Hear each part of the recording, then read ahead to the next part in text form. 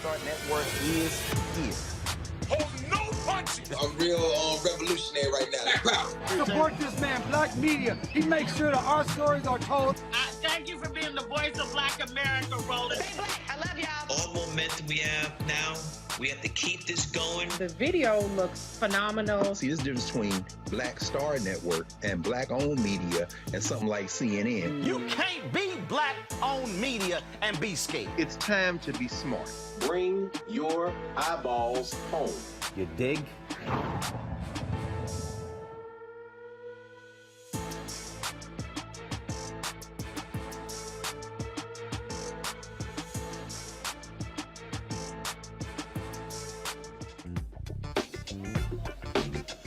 Today is Thursday, July 7th, 2022. Roland Martin Unfiltered, broadcasting live from the Mayflower Hotel here in Washington, D.C. with the National Bar Association. Will hold a dinner honoring Attorney Fred Gray, one of the 17 recipients of the Presidential Medal of Freedom. Coming up on the Black Star Network, we'll show you what took place at the White House today, where those honorees were given the nation's highest honor. But Denzel Washington, when the honorees was not there, will tell you why. Also, Brittney Griner has pleaded guilty in a Russian courtroom. She said it was not her intent to bring drugs into Russia. We'll explain to you what that means with legal expert Candace Kelly. Also on today's show, protests continue in Akron after a black man was shot at 90 times by police, 60 of those shots hitting him and killing him. Also on today's show, we'll also tell you what happened with Derek Chauvin, how he's going to spend more time in prison for the death of George Floyd. It is time to bring the funk. I'm Roland Martin Unfiltered on the Black Star Network. Let's go. He's got it. Whatever the biz, he's on it. Whatever it is, he's got the scoop, the fact, the find. And when it breaks, he's right on time and it's rolling. Best believe he's knowing. Putting it down from sports to news to politics. With entertainment just for kicks, he's rolling. It's on Go, Roll, Roll, y'all.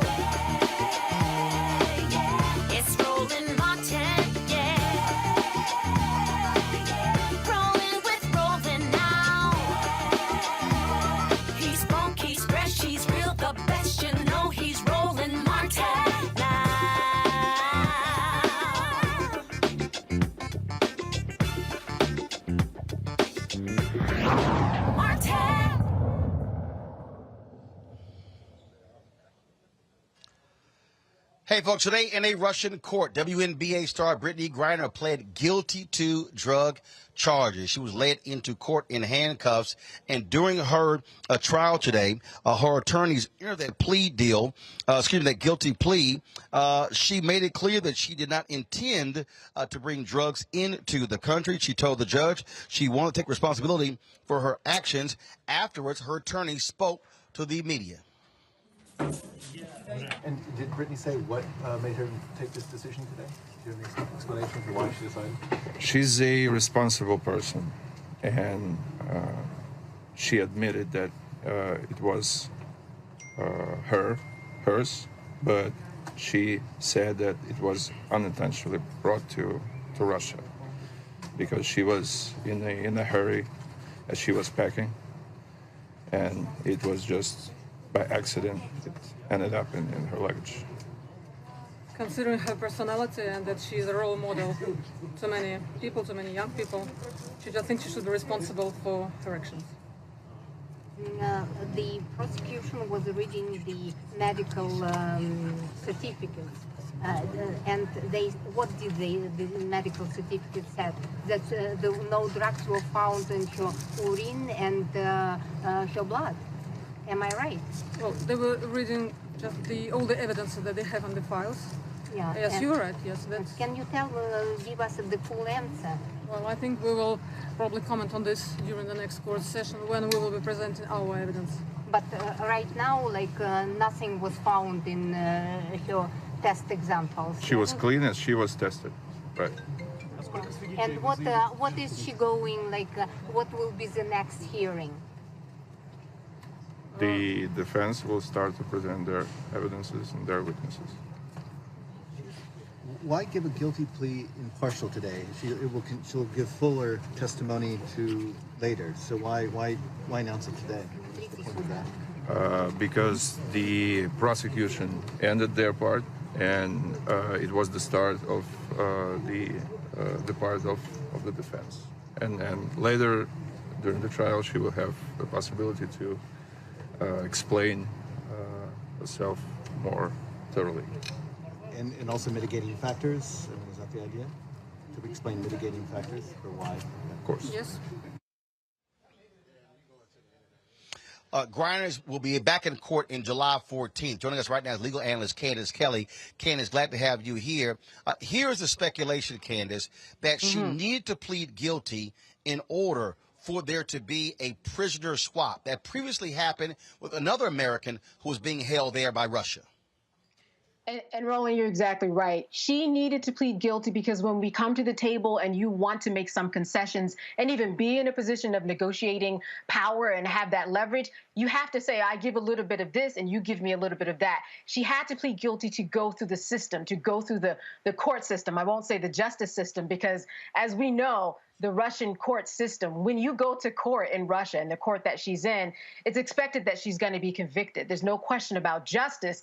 It's just a question about how long will she be sentenced. So all of these wills had to go into motion where she had to plead guilty. And I think behind the scenes, her wife, the people who are supporting her the most, they have had it with the Biden administration. They have had it with the lack of negotiation. They've had it with the fact that Biden waited all the way till yesterday after Brittney Griner allegedly to say, listen, I'm terrified. Don't forget about me. On this July 4th, my father, he served in the Vietnam War. Her wife, Cheryl, is tired of it. So they went behind the scenes and they came up with their own strategy. And this was part of the negotiation. Plead guilty, and we're going to do it our own way because the Biden administration has not satisfied us enough. And that's where we are right now, Roland. But let's be honest here. The Biden administration didn't have many options here. There's a war going on between Ukraine and the Russians. The Americans are supporting Ukraine in a significant way. This also is a huge political tool for Vladimir Putin to hold against the United States. So really, what options did the American government actually have? Well, listen, the fact that they were negotiating behind the scenes and it seemed like they were telling Brittney Griner's people, listen, just hold back for a moment. We're doing what we can do. Well, here we are 7 months later. They're asking, what have you done? You haven't even given us a call. a call would be good so that when Brittney gives me a letter in the mail, because I haven't spoken to her on the phone, I can tell her, hey, listen, the Biden administration reached out to me. At least that's a start. That's a beginning, giving Brittney a little hope, a little faith that she's got America behind her. And when you're over there in Russia by yourself in that particular legal system, that actually does mean a lot to know that at least some wheels are turning and that everybody's working on one accord. So they didn't have many options in terms of this is what we can do because we know that you're a political ploy, but at least have a little support. And that's what her wife and the Brittney Griner team have been saying. Can you support us? Can you give us a call? And there are plenty of families who are now coming forth and saying, hey, now that you've got your call, Cheryl Griner, we need a call too. So it's not just about Brittney Griner. There's a larger picture, as you said, in terms of exchanging political prisoners, prisoners that have been exchanged before. Now we're looking at a situation as to who do we actually exchange? And that's where the Biden administration is right now, albeit behind closed doors. But my guess is that something is going on in terms of that exchange, at least trying to happen. They just can't show their cards right now, Roland. But historically, I mean, here's one of the things. I mean, I think back to Syria, when the Reagan administration couldn't do anything with that government, and it was Rev Jesse Jackson Sr., Minister Louis Farrakhan, Rev Jeremiah Wright, and others who traveled over there and brought back Captain Gutman. When I think about same thing in Iraq, when Reverend Jackson went and rescued, brought back American citizens dealing with Saddam Hussein. The U.S. government couldn't get anywhere with Saddam. Reverend Jackson was able to do so, and of course, with the encouragement of Muhammad Ali. When I think about soldiers, I think it was in Yugoslavia, if I'm correct, where Reverend Jackson brought them back. And so this is one of those things where, again, a figure like Reverend Jackson was where we needed someone like that. Unfortunately, he's been impacted in a severe way by Parkinson's, but having a third-party religious delegation sort of lead those negotiations, that's typically what has happened in the past because the government was hamstrung because of another government didn't want to deal with the United States. And Roland, where are they? Where are those people who are coming to the forefront to say yay or nay that we support? And this is what we need to do. Well, unfortunately, we don't have a lot of we don't have a lot of black leaders, frankly, Correct. who had the stature of Reverend Jackson to be able to go do that. True. But it's interesting that you mentioned stature because when we talk about Brittney Griner, she's a rock star over there. People know her name over here, but we just have not seen kind of this continuous support and media blitz and information about her, for all these months that we would see. LeBron James wouldn't have been over there that long. Let's be real. And that's what we're talking about. We're talking about a black. First of all, let's be clear. LeBron James would not have to play over there for money. That's right. Unfortunately, WNBA does not pay as much, and that's one of the reasons why Brittney Griner and other WNBA stars play overseas because they can't make the same amount of money. And people watching need to understand some of these female players are making $250,000, $500,000 or more playing overseas money they simply will never see in the United States.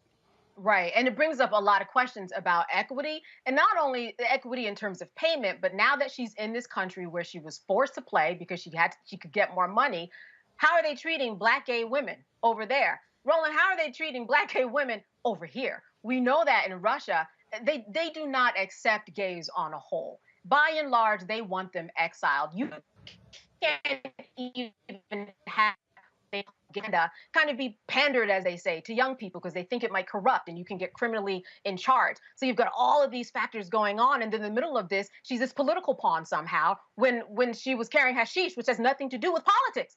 Now, I think that it's really interesting in terms of what her guilty plea was. She said, yes, I plead guilty, but it wasn't my intent. Roland, that's two different things. She's saying guilty in order to appease the Russians so that she can move the needle in that regard. Yep. But in order to be guilty, you have to have the intent. On the other hand, she said, well, it wasn't my intent. I think it's very interesting that on the first day where she appeared in court, she wore a Jimi Hendrix T-shirt. Jimi Hendrix was someone who was tried. He was not convicted across state lines in Canada for having weed. He said, hey, listen, I had so many fans around me, giving me stuff, giving me gifts. Somehow it got in my bag. Wasn't his intent to do it. So I think that was good that she said, hey, it wasn't my intent because you need that. But it really does contradict her guilty verdict because the two have to coexist. But that guilty verdict, the fact that she said it, satisfied the Russians. And in her mind, in Cheryl's mind, and all the people who came to the rally for her yesterday, in their minds, they hope that this will at least push the needle and give her a little leverage to kind of move this forward. At this point, they've said, hey, listen, we're looking to detain you for about 6 more months. One, that's because of the legal system. They don't have day-by-day, back-to-back court systems. This is not tried in front of a jury. This is tried in front of one judge. They meet once a week. 2.5-hour drive for her. Her 6'8" self in very small, confined conditions has to go back and forth. And when she gets there, they're not going to be any Perry Mason moments. The judge just reads information into a file. So that's why we're not talking about justice here. We really are just talking about what's the conviction. And she's hoping that what she's doing, what her wife's doing, what everybody's doing can kind of beat that conviction and get her over here before it even gets to that stage.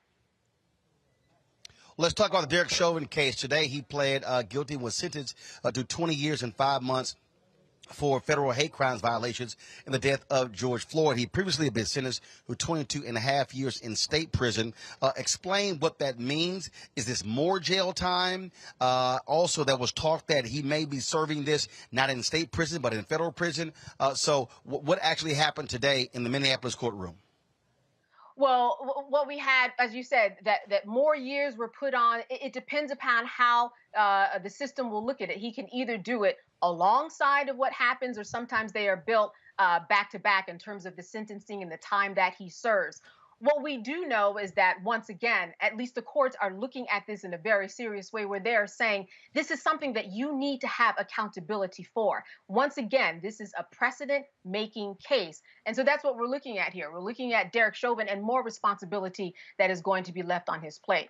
And so that's essentially what it means. We do not know yet how this is going to play out. It depends upon what the powers that be normally in this situation want it to play out, in terms of if it's going to go back to back or if it's going to go coincide with the time that he is already serving. Now, he did have to admit a number of different things, and this is what the Washington Post wrote. For the first time, the former officer admitted that he kept his knees on Floyd's neck and body, even as he heard the man saying he couldn't breathe, and ultimately became unresponsive. He acknowledged he heard bystanders urging him to check Floyd's pulse, but did nothing and blocked others from rendering medical aid. Chauvin also said that he, quote, knew what he was doing was wrong. Now, that was when he pled guilty in December. He did not offer any sort of apology today, and so that is also significant, because the family, they wanted him to admit what he did was wrong. Right. This is someone who we didn't hear take the stands. Unlike other cases where we hear, the McMichaels take the stands and talk about what they did or did not do. He completely circumvented that whole thing. We didn't hear his voice. So as you said, to hear his voice, if anything, it was to satisfy the families. How satisfactory must that have been for the families to know that this man knew what he was doing in the moment, that he was wrong? You were right. This is significant, and it really is a very strange and interesting precedent, because we don't hear this from police officers. We don't hear this guilt. And this is another way for America to once again face what's going on with the police system and the accountability that they have. We thought about it, we wrote about it, we talked about it, Roland, but to hear him say it takes it to a totally different level, that this man knew while he had his knees on that neck for over 9 minutes, what he was doing is wrong. And for some people who have, families who are in this situation, that's more than they want to hear. Forget the money. They want to hear that this man knew what he was doing, accountability, and this was the most accountability that we have had from him over these years. And again, as part of the deal, federal prosecutors allowed for the sentences to be concurrent, which means that he likely is going to be transferred to a federal prison. Remember, this is one of the things that the Ahmaud Arbery family did not want to happen in the case of the white supremacists who killed Ahmaud Arbery. They wanted them to serve their time in state prison, believing that is far more rigorous and, frankly, nastier or meaner than federal prison. And indeed it is. The state prison is nastier, it's meaner. You have people who he's going to be alongside if he does go into a state prison, who know and have faced people like him outside, and they are going to get revenge. That's just what happens. They are waiting for him. His people know it, he knows it, and he doesn't want that. Federal prison, it's a little bit nicer in terms of kind of the rewards that you get for good behavior.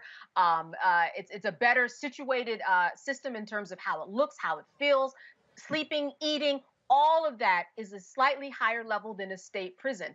So that would be certainly another victory for the families, that he's not going to live his sentence inside something that might be, a lighter sentence in terms of a federal prison that is going to go hard in a state prison. So certainly they're hoping for that. A lot of us are hoping for that because that certainly is what he deserves. All right, Candace Kelly, we certainly appreciate it. Thanks a lot. All right, good to see you, Roland.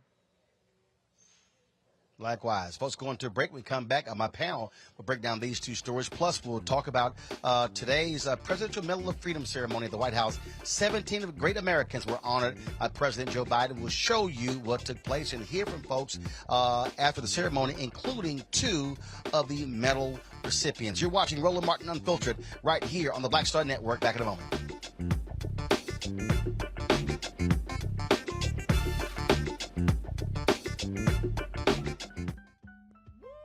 We're all impacted by the culture, whether we know it or not. From politics to music and entertainment, it's a huge part of our lives, and we're going to talk about it every day right here on The Culture with me, Faraji Muhammad, only on the Black Star Network.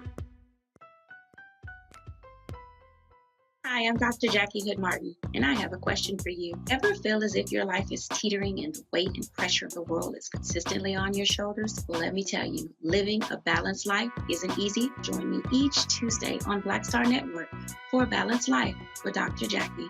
We'll laugh together, cry together, pull ourselves together, and cheer each other on. So join me for new shows each Tuesday on Black Star Network, A Balanced Life with Dr. Jackie.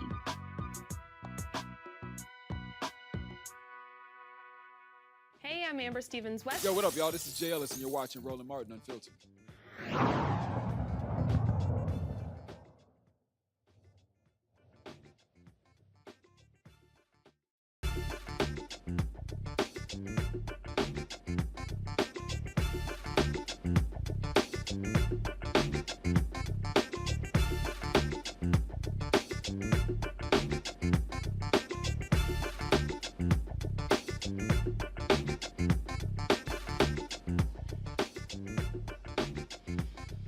All right, folks, welcome back to Roland Martin Unfiltered. We are here at the Mayflower Hotel where the National Bar Association is holding a dinner in honor of Attorney Fred Gray, one of the 17 Presidential Medal of Freedom recipients. Let's bring in my panel right now. Glad to have them on the show. Erica Savage, founder of the Reframed Brain. Glad to have you back on the show, Erica. Reese Colbert, Black Women Views.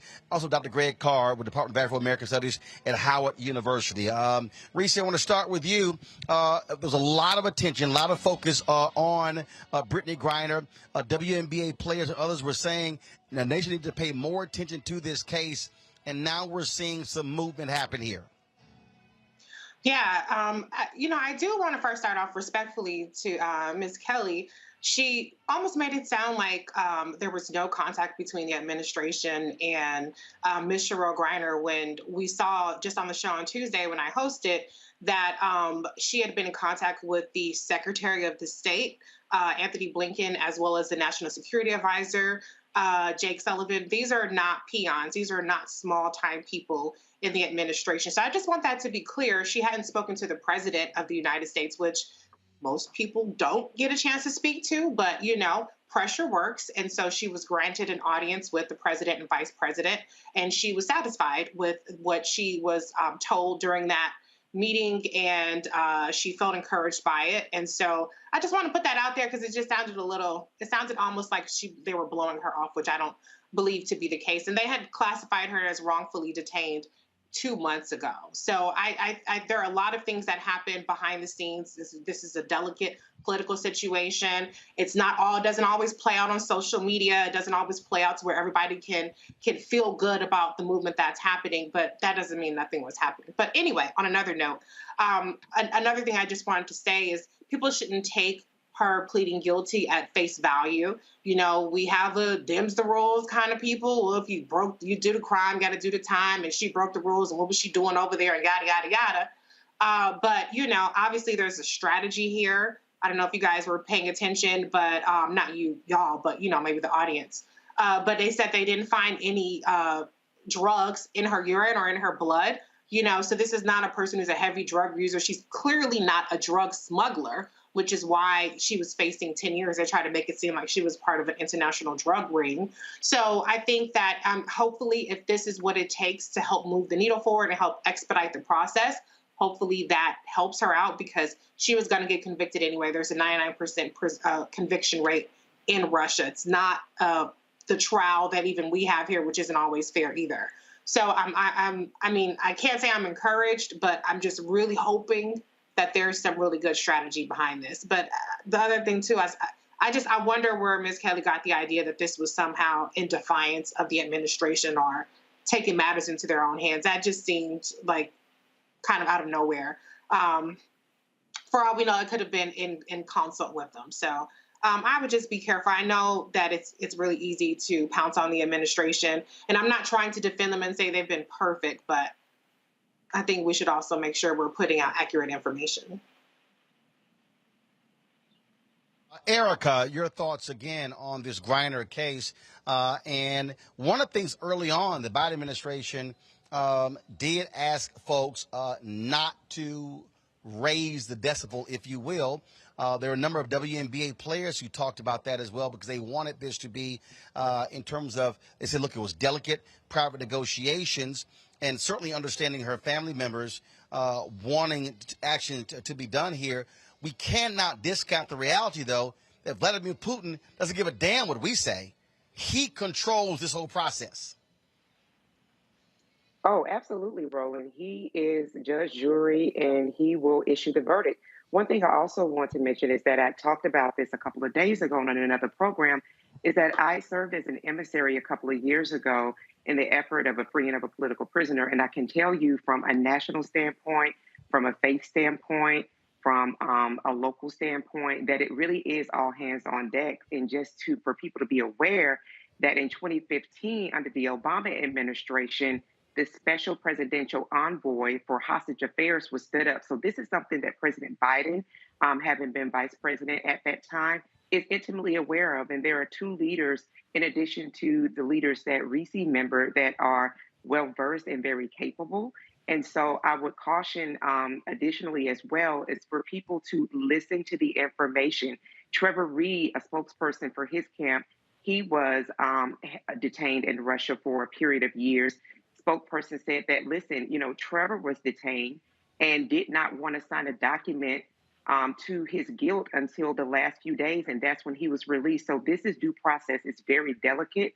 I can say during that time period, I said practically nothing. And so, it's just now that I'm kind of sharing a bit about that process. So, to Reese's point, as, we are flooded and just used to this level of, as soon as something happens, it's made available on social media. When you're talking about, BG was one of 70 WNBA players that was in Russia at the time, the only one that was detained.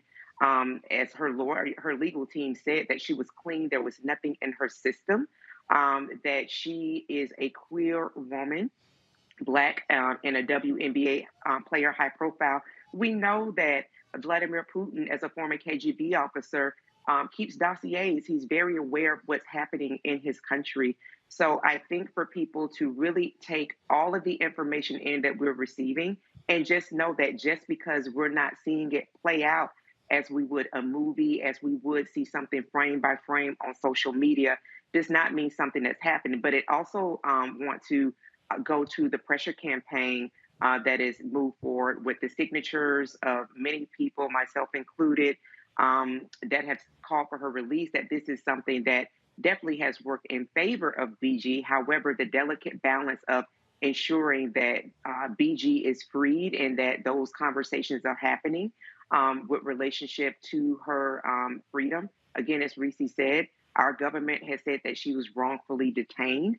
And so this is something that people want to be engaged. There was just a rally in Arizona with a congressperson from out in Arizona that her coach from the Phoenix Mercury just had. And so they're issuing support. So, if people want to find out if perhaps there's a caucus group within their particular congressperson's area that they're connected with, do that. Please sign the petition.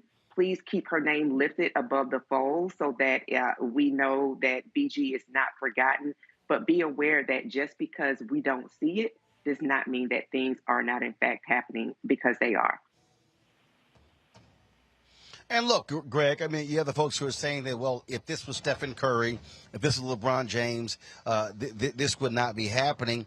But you also can't overlook the reality in terms of the pay inequities and the differences in these different sports. An NBA player doesn't have to go overseas.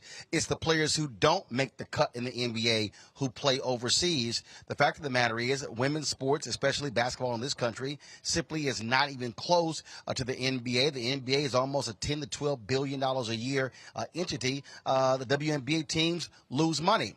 Those are facts. That's why female professional players have to go overseas to get paid well. And that's why she was in Russia. That's true, Roland. And I'm old enough to remember the American Basketball League. Look it up. That's why David Stern and the people in the NBA started the WNBA to put the ABL out of business, which was projected to be a owner and player profit-sharing proposition. Go look it up. But at any rate, the point is this. If it was Stephen Curry or LeBron James, not only would they be in jail, they would be in jail with even more press. The sexism would come in the amount of coverage, I think. Let's be very clear. Brittney Griner, BG, would be in the United States if it were in the interest of the Russian government. Let's just zoom out and look for a minute. Most of the countries in the world have not picked a side between Russia and the Ukraine. They've remained non-committal. India, which is the world's largest democracy, has blocked every, or at least abstained in every UN resolution condemning Russia. The United States and Europe don't have the muscle to move the world. India, Brazil, Mexico, South Africa, well, most of the African countries, the Caribbean, Latin America, they're staying out of it. They're trying to see what are their economic and strategic interests. Now, you know, there was a pushback on one of the islands in the Black Sea. The Ukrainians look like they might regain control. That would open up the grain again. Because remember, the Ukraine is a breadbasket in many ways of Central Europe, and it affects Africa. These countries are looking at their interests. And I'm glad you mentioned Robert Goodman and Minister Farrakhan, of course, Jesse Jackson, our brother Jeremiah Wright. Saddam Hussein was trying to embarrass the United States. Understand how geopolitics works. See, this is why we have to, particularly as Black people, stop looking at these things as domestic issues. That's soap opera stuff. I couldn't agree more, Erica, when you start talking about this. The bottom line is this. Saddam Hussein gave that brother up because it was a thumb in the eye of the United States government. Now let's get to Brittney Griner. The name people need to Google is Victor Bout, V-I-K-T-O, Bout. Victor Bout was convicted in 2011 of selling guns to the FARC rebels in Colombia and imprisoned in the United States. Victor Bout's lawyer has said this week that if the United States engaged in a prisoner swap, Victor Bout for Brittney Griner, she'd be home right now. But the Justice Department is against all kind of prisoner swaps. Meaning what? They're having a battle, as Reese says, in the Biden administration. And guess who's going off script? All them Black people, all those people in the WNBA, all the people for social justice, the LGBTQ community who are saying, free Brittney Griner, free Brittney Griner. Biden like, hey, everybody calm down. Because behind the scenes, it's not yet in Russia's interest to let her go. They're getting publicity. Hell, if LeBron James was locked up, they'd be getting more publicity. But the bottom line is nobody's coming home until these countries work out how they can make a deal that's in the best interest of the Russians. Now, all you got to do to see that this is very serious, but at the same time, that there are other forces at work. Look at Alexander Boykov. Look at her lawyer. He come in there in a Hawaiian shirt, dude. No, I don't want nobody today. As everybody said, she's going to be convicted, and this is about the prisoner swap. Pay careful attention to the prisoner swap. Again, yeah, look up Victor Bout, and that might make it a little clearer. Yeah. Indeed. All right, folks, going to a break. We come back. We're going to talk Presidential Medal of Freedom. The ceremony took place today at the White House, honoring 17 amazing Americans. We'll show you what took place, as well as cover some other news. This is Roland Martin Unfiltered, broadcasting live from the Mayflower Hotel here, the nation's capital, Washington, D.C., where in less than an hour, the National Bar Association will hold a dinner in honor of one of those recipients, civil rights attorney Fred Gray, 91 years old. Right here. We'll be carrying it live right here on the Black Star Network. Don't forget to, folks, support us in what we do. Download the Black Star Network app, all platforms, Apple phone, Android phone, Apple TV, Android TV, Amazon Fire TV, Roku, Xbox, Samsung TV. Plus, support us in our efforts. Of course, folks, our goal is real simple, to get 20,000 of our fans to contribute on average $50 a year. That comes out to $4.19 a month, 13 cents a day. I told y'all what happened. Of course, the accident that we had, our Sprinter was totaled. And of course, it was only insured up to $125,000. And so we've got more than likely have to pay additional $75,000. The second one, we're working on it right now. Hopefully we'll get it in September. And so you can support us. Check our money orders. P.O. Box 57196, Washington, D.C. 20037-0196. The Cash App is $RM Unfiltered. PayPal is R Martin Unfiltered. Venmo is RM Unfiltered. Zelle is Roland at RolandSMartin.com. Roland at RolandMartinUnfiltered.com. We'll be right back. I'm Deborah Owens, America's Wealth Coach. And on the next Get Wealthy, what do the ultra wealthy know that most of us don't? Well, the truth is that there is financial exclusion. And unfortunately, far too many Black folks haven't had access to this knowledge. And that's exactly what we're going to talk about on our next Get Wealthy with Melinda Hightower, a banker who's doing something to share exactly what you need to do to make it into the high net worth status. They weren't just saving just to save, they were saving for a purpose. That's right here on Get Wealthy with me, America's Wealth Coach, only on Black Star Network. Pull up a chair, take your seat. The Black Tape with me, Dr. Greg Carr, here on the Black Star Network. Every week, we'll take a deeper dive into the world we're living in. Join the conversation only on the Black Star Network. Hi, everybody. This is Jonathan Nelson. Hi, this is Cheryl Lee Ralph, and you are watching Roland Martin, Unfiltered. I mean, could it be any other way? Really? It's Roland Martin.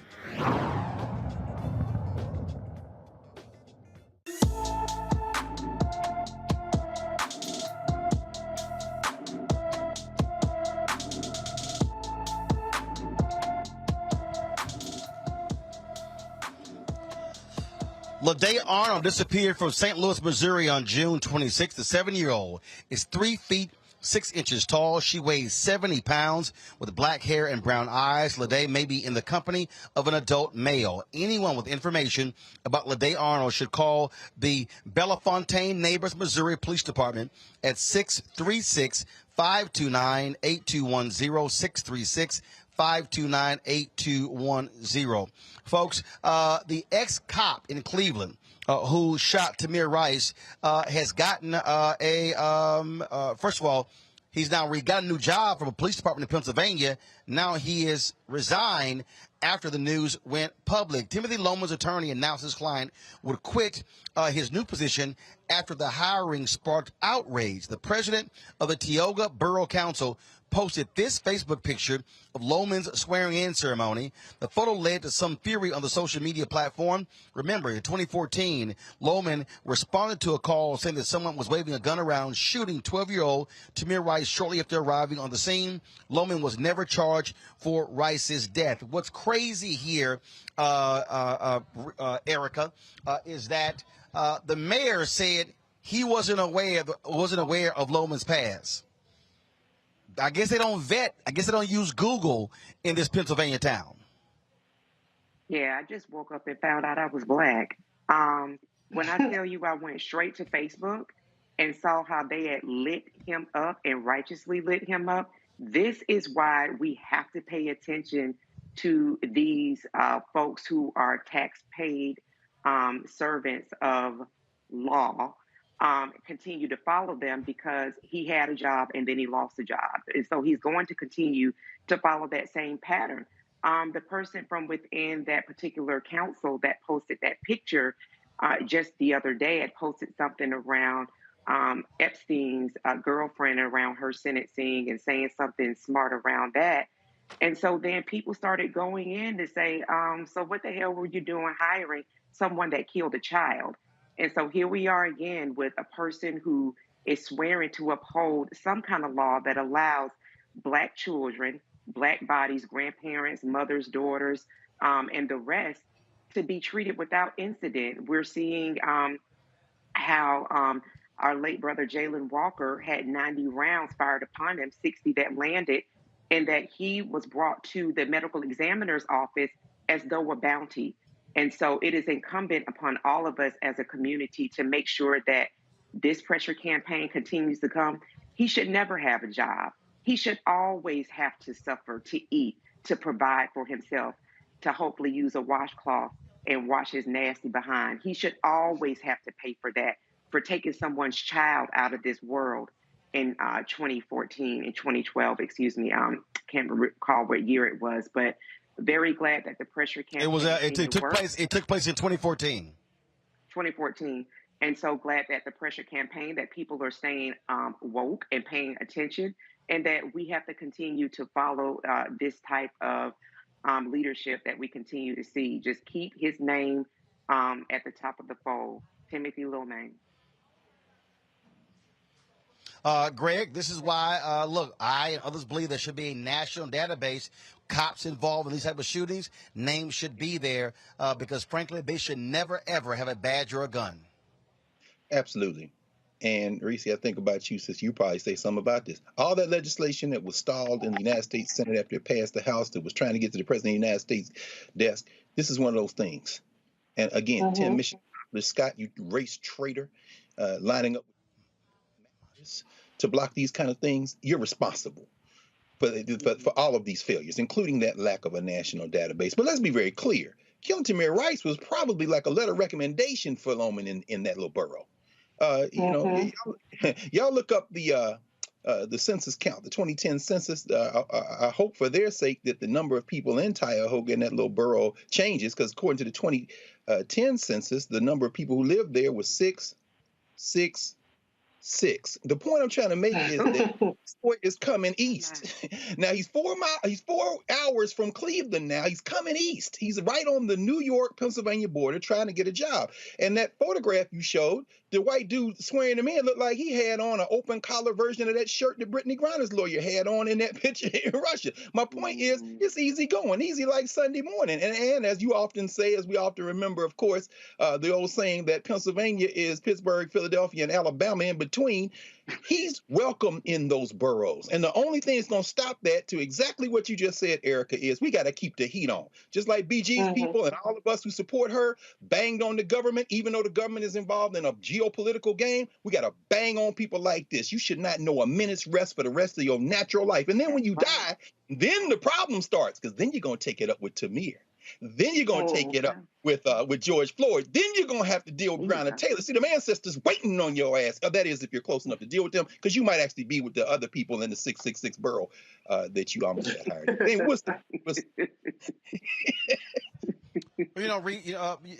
And Reese, when you think about this case, the fact that there's so many officers, they get hired by the neighboring city, the neighboring county, and this happens over and over and over again. Not just in this case, but cases all around the country where these cops keep finding law enforcement jobs, keep having badges and guns. Yeah, because as Dr. Carr said, it's a feature, not a bug, that they have these records. I mean, I think it is important to have the national database, which is what the George Floyd Justice and Policing Act will be. But the thing that's going to be the most powerful, which is the most unfortunate part about it, is public shaming and heat as pressure and putting pressure, as Erica said and as Dr. Carr said. It's unfortunate, though, the same way it is when you have cops who kill people every day, the same way you have people who are killed but not in mass shootings every day. It's almost like it's only certain cases that get the attention, and then we keep our focus on those, rightfully so. But you have to wonder about all the people that don't make the headlines, all of the cops that, like you said, jump from town to town with no repercussions. That's what's really scary, because we know a name, but we don't know all the names of the cops that are doing the kinds of things that this officer did to Tamir Rice. Folks, the protests continue in Akron, Ohio, in this just shocking and sickening case. Black man, 90 shots fired. 90 shots fired, 60 of them hitting him. Jayland Walker, the protests have been going on in Akron, Ohio since it took place. Those arrested recently were Breonna Taylor's aunt and Jacob Blake Jr.'s father. Akron police say protests were peaceful until 8:30 last night when around 50 protesters began to block and disrupt traffic near the Akron police station. Officers deployed tear gas to disperse the crowd after warning protesters. White and Blake joined more than 40 protesters who have been arrested since this weekend. Again, Jayland was shot more than 90 times by 8 officers, hit by more than 60 bullets on June 27th. What should have been a routine traffic stop. President Joe Biden says the Department of Justice, they are monitoring this case. Make one serious comment about the shooting and the death of Jayland Walker. The Justice Department and Civil Rights Division of the FBI field office in Akron, Ohio, and the local U.S. Attorney's Office are closely monitoring and reviewing what happened. The FBI continues to coordinate with state and local partners to provide resources and specialized skill. If the evidence reveals potential violations of federal criminal statutes, the Justice Department will take the appropriate action. And I just want you to know what's going to happen. The 8 officers involved are on paid administrative leave. Greg, I will start with you. Again, another example. Traffic stop leads to death. Yes, sir. I mean, we've seen this too much. The President of the United States' hands are tied, but some of that rope is rope he spun himself. The front page of the New York Times today has an article about how people want somebody to punch somebody in the face. I understand the President of the United States. I mean, this is a country he was born and raised in. He believes in it. He believes in its systems of government. And just like his Justice Department is very likely standing in the way of a prisoner swap, and maybe with legitimate concerns, he's saying, sitting there, if this, if that. These 4 white boys got a damn paid vacation. You kill a black person in the United States, you get a paid vacation. Then you get clear. Mm-hmm. I mean, if something happens and maybe you get convicted or something, they ding you up. And that damn white national Supreme Court is chipping away at the possibility of you being dragged into civil court. Oh, don't worry. They're going after these settlements that are being settled. They come from our tax dollars. So I kind of feel for the President of the United States. At the same time, I was shaking my head because I'm saying when you kill a black woman or a black man, a black boy or a black girl in this country, you get a paid damn vacation. Yeah. This is what we're on the verge of now. We're on the verge of black people saying, don't take them to court. Let them go back to work. ... Because as these militias ramp up and arm up, as they get ready to try to steal the 2024 election and they all get guns, more and more people are saying, if we're going to get slaughtered, if we must die, then we're going to test the damn Second Amendment. Say I can get a gun? Okay, I'm going to get the strap. License and boom! I'm not wishing it on you. I'm saying you are daring people. Because if you're just going to get killed anyway, why in the hell would I get shot in the back? Hell, if I'm going to take 2 in the chest, I might as well, what did Jay-Z said? Threw 2 at me, I threw 4 back. Mm-hmm. Please understand. Putting these white boys on damn paid vacation for murder is an incentive to get more of them to do the damn same. And that's the thing, that drives me crazy, Reese. 8 cops. When I was in Louisiana for Essence Fest, I was talking with one of the New Orleans Police Department officers, an African American, and he said, I don't give a damn what those cops say. There is no justification for 8 cops firing 90 shots at one person. Period. And to further add injury on top of injury, they handcuffed a body that had been obliterated, shot from ankles to his cheeks with 60 gunshot wounds, and they handcuffed him. Even after he was dead, handcuffed him when they brought him in for an autopsy. That's no different than pissing on his body, spitting on him. That's how much they wanted to degrade him. That's how much vitriol and demonic energy they had towards a person that was just on the traffic, just driving, just driving. So this is a soulless demonic force that has the word police written on it. And I don't know how much we can do to solve that. I'm not for all of us picking up arms because I don't think Black people have the best aim. Not as good as white folks do all the time. So I would like a peaceful solution. But, and I'm not trying to stereotype, somebody's going to be like, I'm a marksman. Okay, you are a marksman. But we are heading a point where it's going to bubble over because 60 shots, 7 people dead, and one person out of those 2 situations walks away. And it's not the person who was on a traffic stop. It's the person who killed 7 people and walked away. Something has got to give, and I don't know what it's going to take for people to say, we got to figure some shit out because what we got going on right now ain't working. Yep.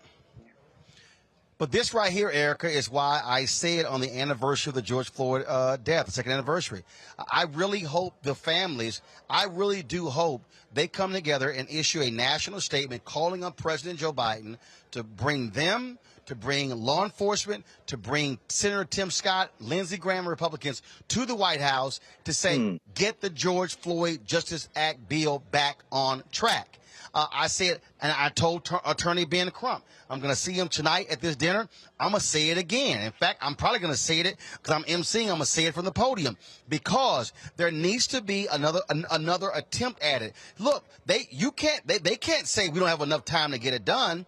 And what that will do is it will force Scott and Graham to look these Black families in the eye and say why we have failed or we can't get it done. So the pressure must continue because this kind of crap has to stop. Oh, absolutely, Roland. And I'm so glad that you use your bully pulpit appropriately to do that. If we could just have more people that would exercise that same level of care. I will say with regard to Tim Scott, that's what I'll call him, Tim Scott, that, you know, for him to be reminded of who he is. And I think that continually putting in the face these Black families, I think about Jayland Walker's mother, and it really, breaks my heart to have seen and listened to her as she sat in a church, a place she felt safe, a place in his and Lindsey Graham's own state where 9 Black people were gunned down while having Bible study not that many years ago. That's where she was rocking back and forth, crying, giving an interview, number one, grieving the death of her son, but the way in which her son was executed and executed on body cam for the world to see, and executed in a way by these slave patrol agents where they were reloading magazines as though they were as if they were hunting an animal. When I look at that crowd, the footage that you showed just a moment ago, I'm looking at the restlessness of a crowd. I'm seeing people that are pushing back against the police, that are refusing and saying, well, if you're going to mace me. I'm still going to record it. I'm looking at other Black men coming to the aid of Black men. People are tired as hell. And I think that if these folks think that there is not a bill that is coming due, baby, as soon as you put seed in the ground, it starts to germinate. And those seeds don't come up right away, but they do come up. And so for those 8 officers that are on paid administrative leave at the expense of those taxpayers in Akron, Ohio, I hope they continue to stay in the streets. I hope they keep the pressure campaigns up. And I hope that they continue to ensure that Jayland's name is not lost as we continue to face more and more gun violence. Do not let this Black man's name fall to the ground. All right, folks, hold tight 1 second. We're going to go to another break, and we come back. We're going to show you what took place at the White House today. The Presidential Medal of Freedom, 17 honorees and, of course, luminaries, civil rights luminaries, Diane Nash, as well as Fred Gray. They were honored. Simone Biles became the youngest person ever awarded the Presidential Medal of Freedom. Denzel Washington is an honoree, was not there. We'll explain why. You're watching Roland Martin Unfiltered right here on the Black Star Network. Back in a moment.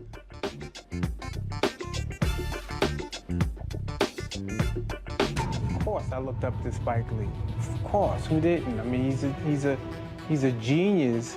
But then also, I was this kid from Brooklyn, right? That felt like, you know, give me my damn respect. I made this, you know, this creative art, right, that people are responding to.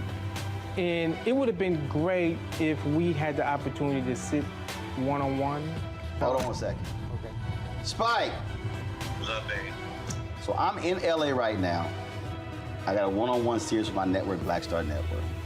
And I'm interviewing Maddie Rich. I appreciate that, bro. That's a big moment, man. That was like, man, that was good. Got me all choked up. That's good. Well, I'm all about connecting. Appreciate that, bro.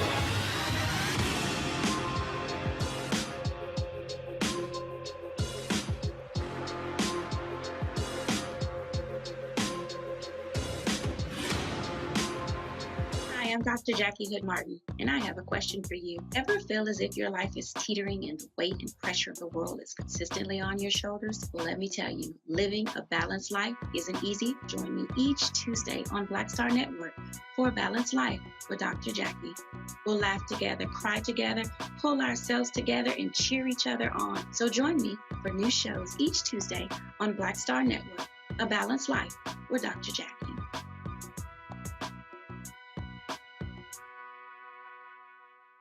Hey, what's up, everybody? It's Godfrey, the funniest dude on the planet. And you're watching Roland Martin Unfiltered. Ow.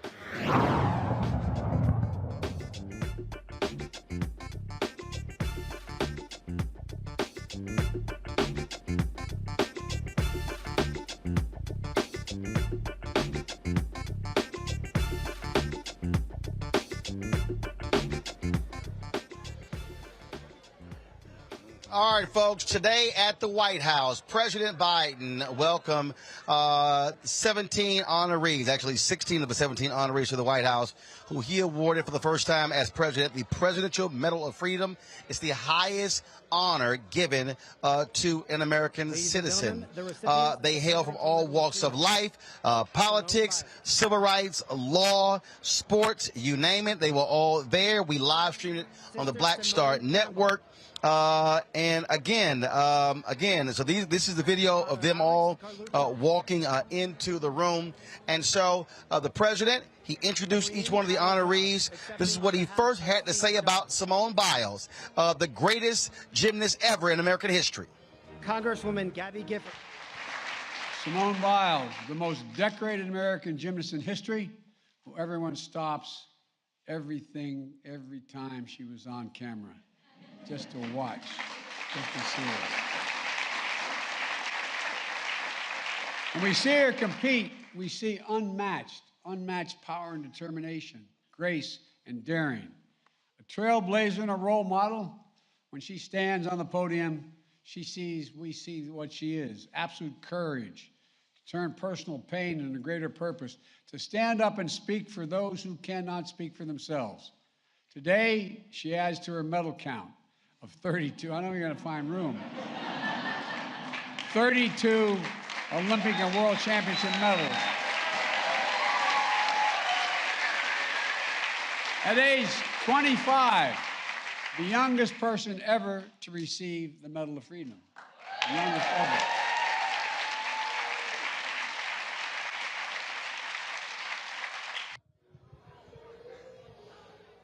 Here's President Biden saluting civil rights icon Diane Nash. As a 23-year-old student at Fisk University, Diane Nash received a phone call from Attorney General Robert Kennedy's top deputies, warning her about the violence at the next stop of the Freedom Ride she organized across the South. She replied, and I quote, We all signed our last will and testaments before they left. We know someone will be killed, but we cannot let violence overcome nonviolence. Think of that. With unmistakable courage and unshakable courage and leadership, Diane Nash shaped some of the most important civil rights efforts in American history. A key architect of the sit-in movement in Nashville. After 4 little girls were murdered at the 16th Street Baptist Church in Birmingham, she called for a nonviolent movement across Alabama that planted the seeds that became the Selma campaign 2 years later. Her activism echoes the call of freedom around the world today. And yet, she is the first to say the medal is shared with hundreds of thousands of patriotic Americans who sacrificed so much for the cause of liberty and justice for all. And by the way, she asked me to make sure to add that because she didn't want to take all the credit herself.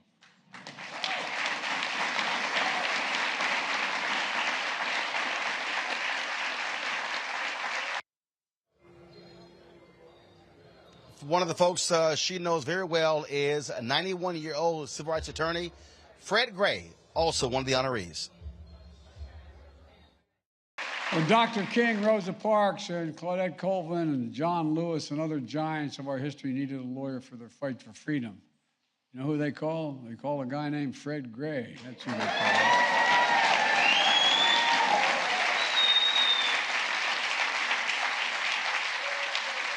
One of the most important civil rights lawyers in our history.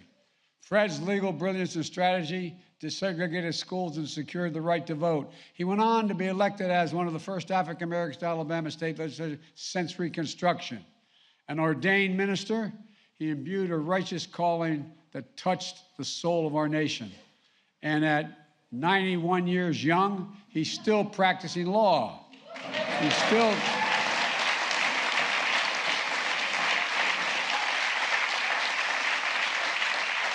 And he's still keeping the faith in the best of America.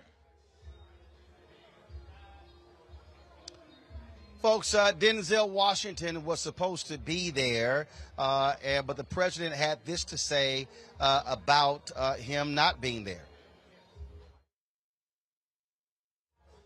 Okay, sorry, folks, we should have had that. So he announced that Denzel Washington could not make it. Well, the fact of the matter is, Denzel Washington tested positive for COVID and was unable to make it. I was texting his wife, Pauletta. Both were greatly disappointed.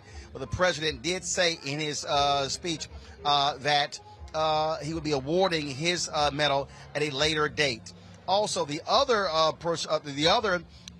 individual who was honored was a nurse out of New York, a Jamaican immigrant who was the first person to actually get the COVID vaccine outside of the clinical trials.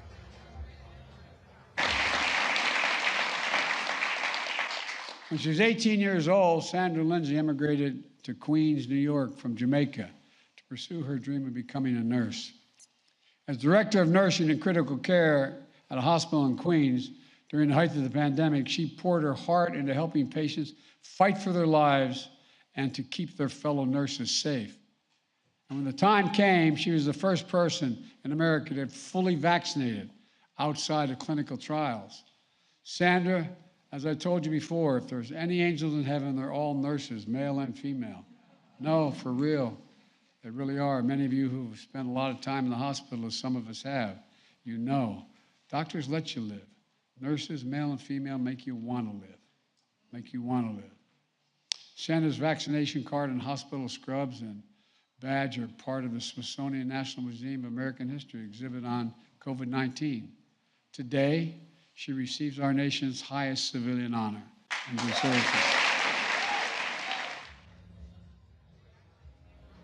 Sandra Lindsay, again, there, the Jamaican ambassador. Ambassador Marks was there to see that take place. Other people there, Senator Alan Simpson, Cindy McCain accepting the award on behalf of her late husband, Senator John McCain. Lorraine Powell Jobs, the widow of Steve Jobs, was there. Also, founder of, first of all, there were other people who were there as well, just amazing individuals. Former Congresswoman Gabby Giffords was there as well. A strong proponent of gun laws, and so many others who were receiving the awards. Now, when it was all over, there was a pianist that was playing different music, and then all of a sudden began to play, lift every voice and sing. And of course, when that happens, black folks gonna sing the song. Ring with the harmony of liberty. Let our rejoicing rise high as the listening sound, loud as the rolling sea.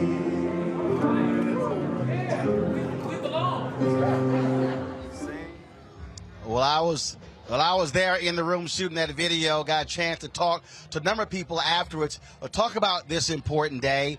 First up is the mayor of Montgomery, Alabama, Stephen Reed. Of course, remember, they took a $25,000 fine from the state of Alabama by taking the name of a street in Montgomery named after a Confederate general and putting up the name of Fred Gray. Here's what he had to say about today's ceremony. All right, Mendes, your thoughts, especially your hometown hero, Fred Gray. You know, it is great for Attorney Gray and his family. We're honored that he calls Montgomery and Tuskegee home. But I think more important than anything, it's great that his work has been recognized, his dedication, his longevity, all of the things that he wanted to do in terms of striking down segregation, he did. And I'm a beneficiary of that, and so many of us are. So it's great to be in this moment and to witness it firsthand. Got it. Former U.S. Senator Doug Jones caught up with him as well. Obviously there are some big names up there, but being from Alabama, just your thoughts about Fred Gray. My friend Fred, my hero Fred, absolutely long overdue honor. One of the unsung heroes of the movement. I'm not sure how far the movement would have got without a brilliant young Fred Gray, really putting his career, his life on the line. An amazing man, and still going. I mean, still going. He doesn't age. 91 years old, still practicing law. He doesn't age. It's just phenomenal. I'm so happy for him, his family, and frankly for the state of Alabama. All right, appreciate it. Thank you. All right, that was, again, former U.S. Senator Doug Jones of Alabama. Simone Biles, she actually stopped by the area where all the microphones were set up there, and she talked about what it meant to be the youngest recipient ever, and several other questions that we had a chance to ask her. Here is Simone Biles.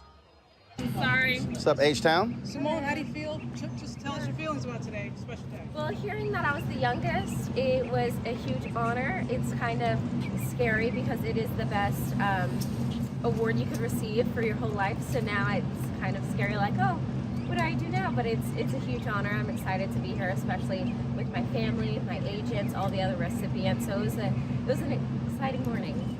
What message do you think this honor and receiving its young sons to young women across the country? Yeah, I think it really will teach them you can do anything you put your mind to, and to just speak up, use your platforms, be authentic, be yourself, and stay true to yourself, and just go out there and have fun in whatever your adventure is. There have been folks honored in other sports, basketball and football, for you, but would this be gymnastics? How critical is that? Yeah, I think it's really exciting because it shines a good light on our sport, because our sport is so fun, it's so incredible. We've had kind of a cloud over it the last couple of years, so to put some sunshine feels good. Well, where does this accomplishment rank among all your other accomplishments? I think it's definitely at the top. For me, obviously, going to the Olympics and winning all of those medals, I put in so many years of hard work and stuff, but to be recognized from the president and everything else is really special.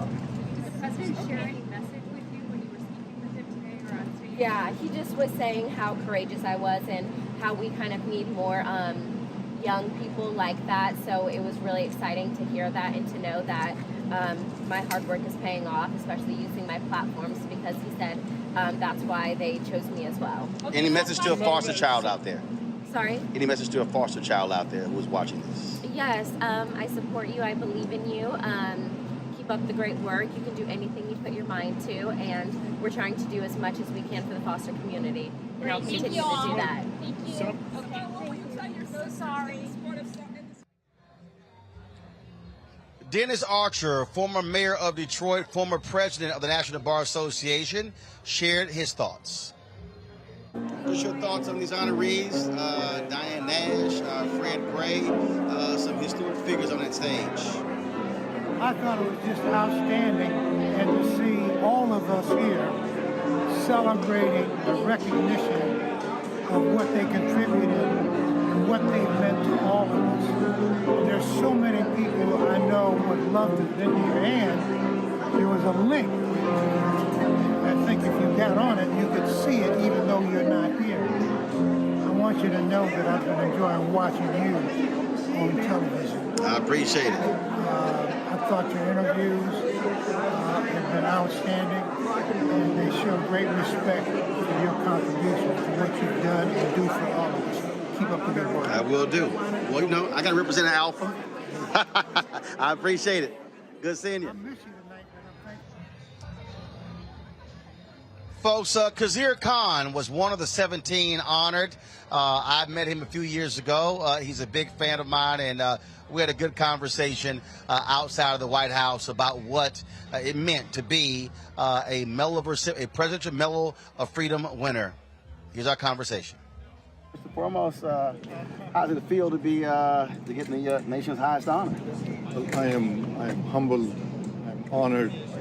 I'm grateful to President Biden, and I'm grateful to his administration for being the champions of diversity, equal dignity, and I accept this on behalf of all immigrants. I am a first-generation immigrant to this country, came empty-handed and received amazing love and support, and have built nothing to something. And then to receive this recognition, it means so very much to me. I feel that that journey is moving forward because there is so much more that still needs to be done to uplift so many Americans that still have not shared American dream.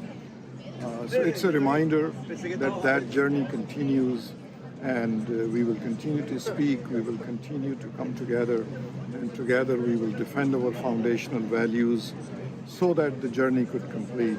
Without effort, without a struggle, our civil rights would have not been possible. It was the valerious action and struggle that we have civil rights now. But still, more needs to be done, more shall be done. So it is in that struggle, in that effort, that I accept this award. You were quite emotional a few times up there. Yes, it's a realization of how far I have come, because I'm a testament to not having anything to having so much.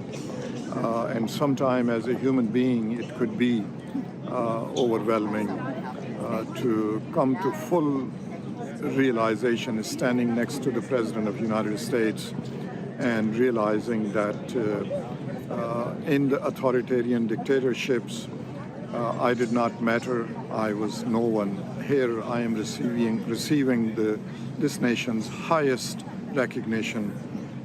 So for that reason, and it reminded me of my son as well, that he would have been so proud today. All right, we certainly appreciate it. And congratulations. Always good seeing you. God bless you. Thank you. The Secretary of Health and Human Services, Xavier Becerra, we caught up with him afterwards as well. We were talking to him about the positive COVID designation of Denzel Washington, and he said, we got to stay vigilant. It's still real. In Connecticut, where we really had a great time with the family that had just vaccinated their 6-month-old daughter. And that's what we want people to know is today we've got a way to stay alive, stay safe, and stay healthy. It's the vaccine. 6 months and above, you can get vaccinated. So go get vaccinated. And do we need to wear masks on the outside, especially as this is so contagious? Because before the thought was we don't need to wear masks on the outside. If you are in an area where there is high level of contagion. If you are in an area where there's high level of contagion, it makes sense to wear a mask. You don't need to wear a mask everywhere. If you're outdoors, it's a lot easier to go without it. But if you're outdoors in a space where there's a large congregation of people, be smart, be safe, do what you think is going to work best. If you don't get into any kind of vehicle without buckling up, you should not do anything about dealing with COVID without using all the safety precautions you can. Thank you, sir. Yeah, we did have an opportunity to ask him his thoughts about today's ceremony, and here is the secretary. Reads there, who were you most excited to see be honored by the president? You know, I'll be honest. I've known some of them for years. Some of them have stories that are compelling, especially for someone of color. But I will say something. Given today's circumstances, Alan Simpson, Senator Simpson from Wyoming, Republican, he and I have a deep friendship. Not because we agreed on so many things, it's because we were able to disagree and still be friends. And I have great fond memories when I served on the Bowles-Simpson Fiscal Commission. He was nothing but a gentleman, and I probably, of all the people, wanted to, as a friend, say something to him. But I will tell you, you had giants in that room. Giants who fought for civil rights, giants who fought for the respect and dignity of others. You know what? It's great that we do this for Americans because it shows who we are. But it was great. I got a kick out of seeing Alan Simpson. The guy's about 2 times my size, but it was great to see him. Denzel didn't show up because he had COVID. That's right. I think everybody in that room was there because they wanted to see Denzel Washington. So we'll have to come back again, right? But what does that send to? What message does that send to America that Denzel didn't even show up for the highest civilian award for any person? You know, when you're a no-show for your own event, you know, that's how powerful COVID can be. And that's how powerful the message should be. Get vaccinated, get boosted, get your children vaccinated, because we don't want to be sick. You don't want to miss your award ceremony. And he's double boosted. I was texting his wife, so she's double boosted. Listen, I'm double boosted, and I got COVID twice. In a month. Same here. In a month, yeah. Yeah, so I probably had every variant you can think of. And that's because I got to be around a lot of different folks. Yep. But hey, we know what it takes to be safe. We know what it takes to stay alive. Let's do it. Appreciate it. Thanks a lot. All right, now let's go to our panel. Let's see here. Greg, I'm going to start with you. Obviously, a number of people deserving of these honors. But I can tell you right now, the loudest applause, Attorney Fred Gray had his whole section over there. Every living president of the National Bar Association was there. A number of folks there to cheer him on. And, of course, civil rights stalwart Diane Nash.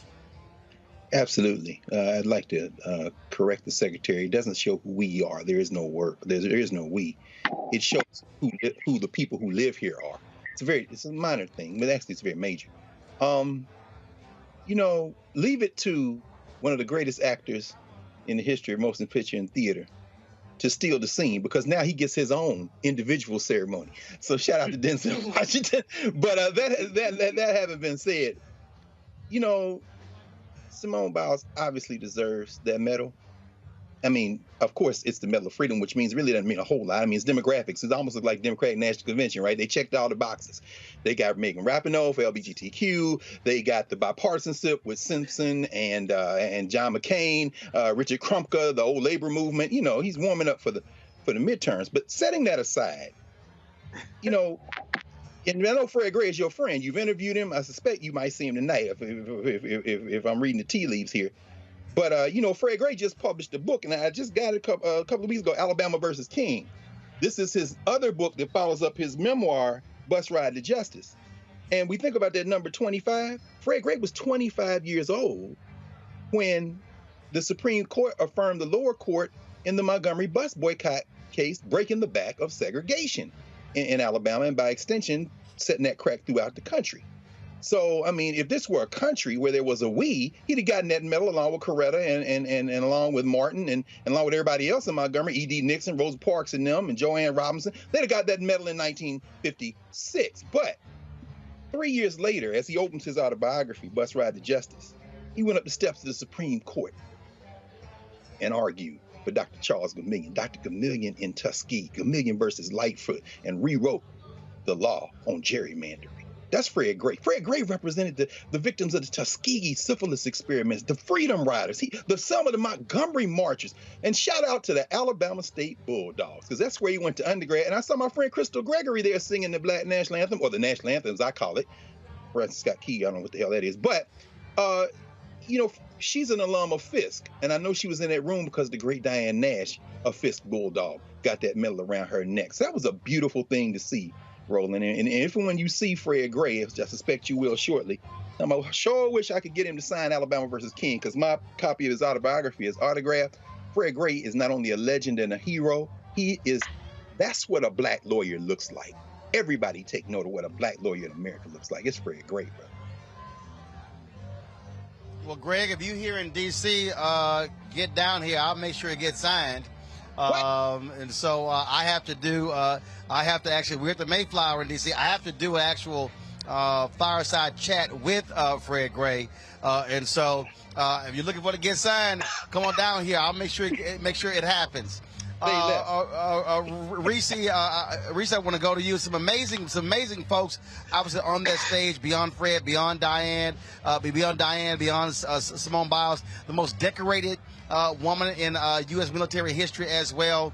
And one of the closing lines of President Biden, he said to the people on the stage, he said, "This is America. This is America in terms of its diversity." Khizr Khan, Pakistani immigrant on that stage.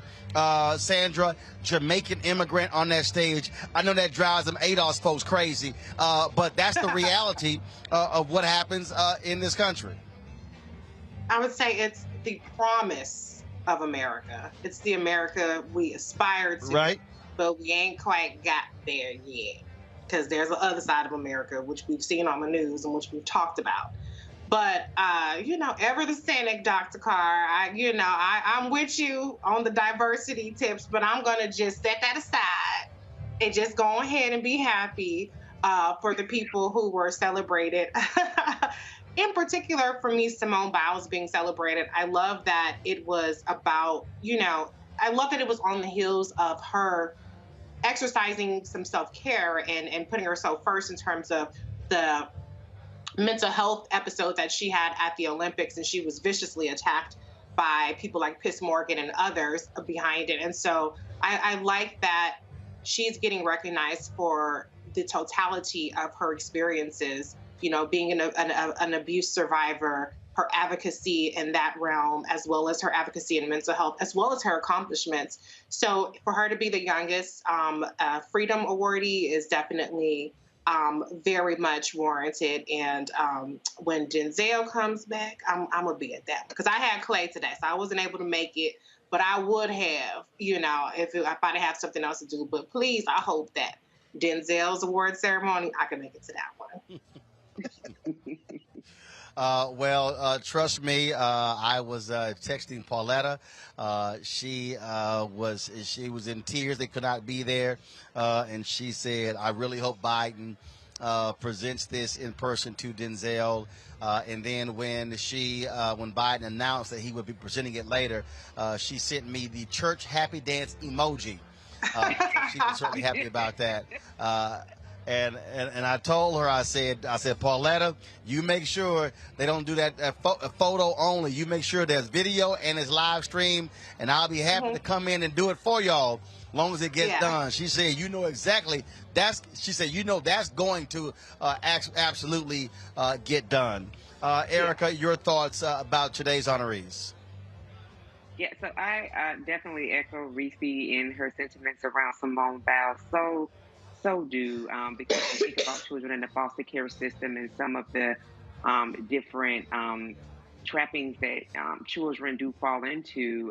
It is just amazing to see how she has flourished and really is a beacon and a voice for that community as well. So glad to see her, the nurse who her work continues forward with mental well-being. And so definitely championing what she did. It was just a pleasure to see.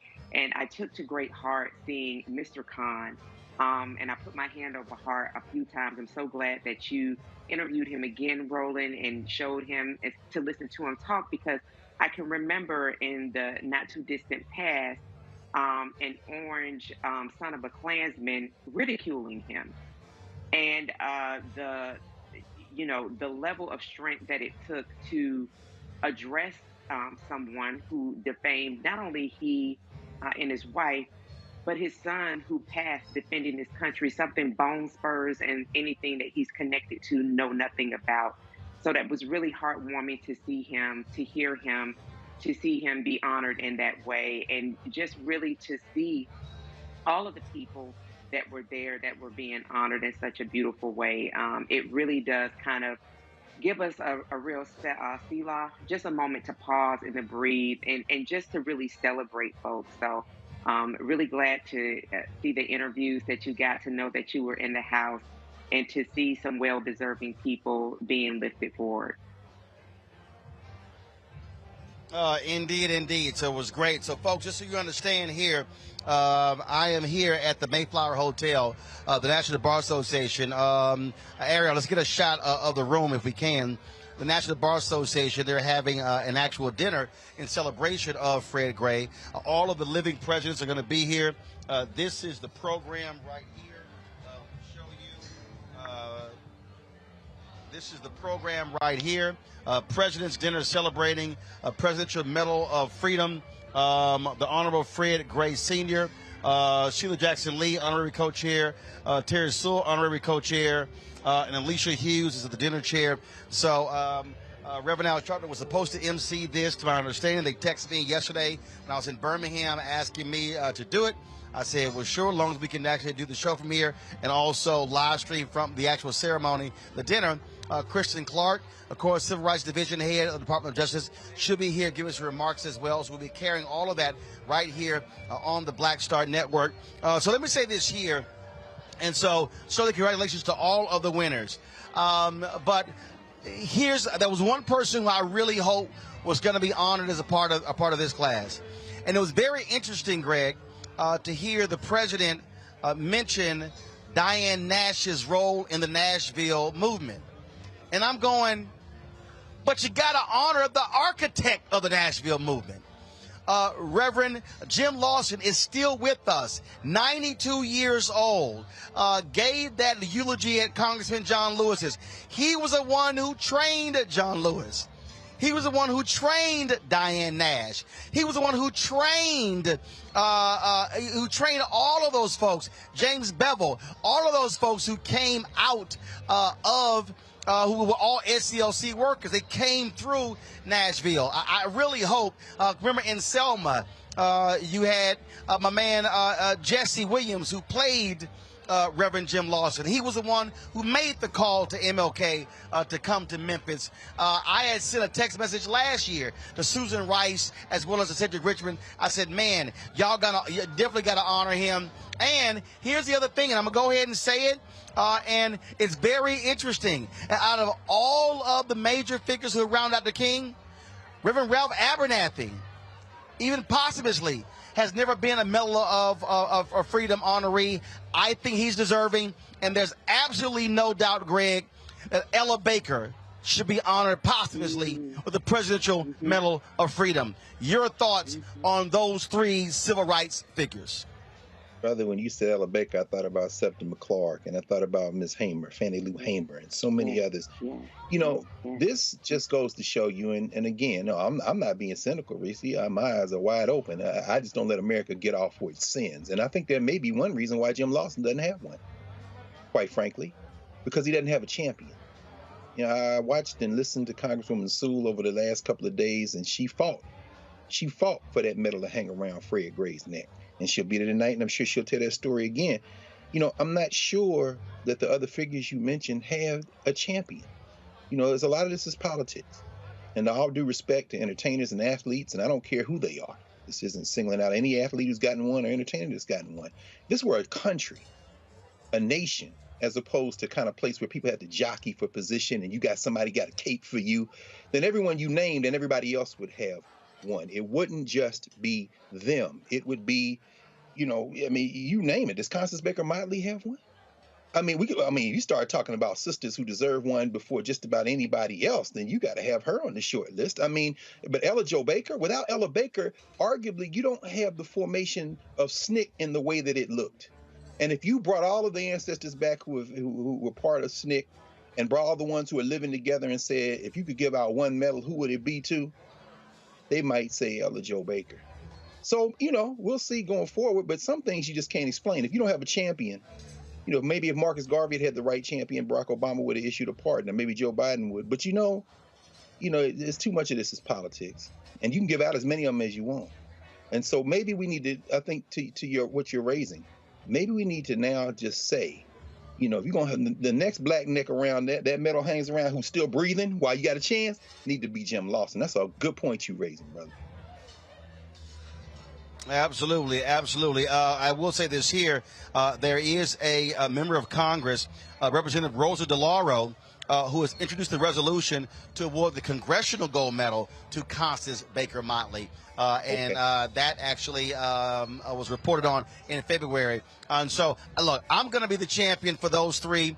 That is Lawson, as well as Baker and Abernathy. And I can tell you right now, when I interviewed Juanita Abernathy, before she died, I interviewed her in 2018 in preparation for MLK 50. I can tell you that, and I'm telling folks to understand, it is extremely painful for the Abernathy family to see folks like Andrew Young, Reverend Jackson, Reverend C.T. Vivian, Joseph Lowry, Reverend Congressman John Lewis, and so many others get the Medal of Freedom over these years, and Abernathy never has. I can tell you for a fact that, we were in there, and Anthony was there shooting with me. The pain and the bitterness of that family is evident. And there are a lot of people who believe that a lot of civil rights people who are still upset with him for writing in his book about Dr. King allegedly having affairs the night before he was killed. But there's no way that you can honor a lot of these civil rights folks and you not honor the man who literally was standing right next to King. And as King said, without Ralph, it ain't possible. And so I just think, again, for history's sake, and I know somebody watching right now or saying, well, Roland, somebody's passed on. Yeah, but it's important for history's sake. It's important, for that acknowledgement. And that's why it's important that Ella Baker be recognized. And in many ways, Ella Baker, folks, if y'all want to go read Barbara Ransby's book on Ella Baker. Ella Baker, in many ways, was like Reverend Jim Lawson. They were not the ones trying to be out front. They were not the ones trying to call news conferences. In fact, if y'all want to see, first of all, go to Black Star Network. You can see my interview with Fred Gray. You can also see my interview with Reverend Jim Lawson. Reverend Lawson said his last image of MLK was MLK in the pulpit at Mason Temple on April 3rd, 1968. And he said to me, and I was exactly where I was supposed to be, sitting on the end of the pew in the back. So he's been a figure who's never sought the limelight. He's never tried to become, like when Bob Moses resigned from the civil rights movement, he didn't want to become a civil rights celebrity. Has never been Reverend Jim Lawson. But folks, but if you go back and listen, folks, to that eulogy that he gave at Congressman John Lewis's funeral, I know everybody praises President Obama's eulogy. No, the eulogy that was preached was by Reverend Jim Lawson. And that man still sharp in mind at his age and still talking about a movement building and how to get done. His advice for Black Lives Matter. And I'll leave folks with this here. And if y'all see my interview, it was an amazing piece. Reverend Jim Lawson could have gotten a deferment for World War II. I think it was World War II. World War II, the Korean War. He could have gotten deferment because he was a seminary student. This man is such a non-violent person. Yes. He chose not to accept the deferment, and he accepted federal prison. That's right. To show how much he's against the war. He could have gotten deferment by saying, hey, I'm clergy. He said, I'm going to reject your deferment, send me to prison because I will not go to war. An amazing figure, an amazing story. And again, a lot of people don't know about him. They don't know about the Nashville movement. But if you want to understand the Southern Christian Leadership Conference, if you want to understand SNCC, you have got to look at what the Nashville movement did. And so an amazing figure. And so I hope it happens. And trust me, White House folks will be hearing from me tomorrow about Reverend Jim Lawson and Reverend Ralph Abernathy, as well as Ella Baker. And Reese, I fully expect you to drop in a little word to your homegirl. Okay, I got you.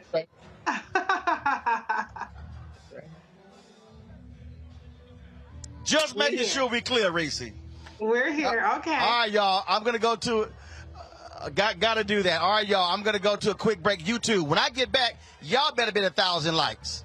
I don't know why y'all got me having to ask y'all for this, but I'm going to go to a quick break. We'll come back. Roland Martin Unfiltered on the Black Star Network.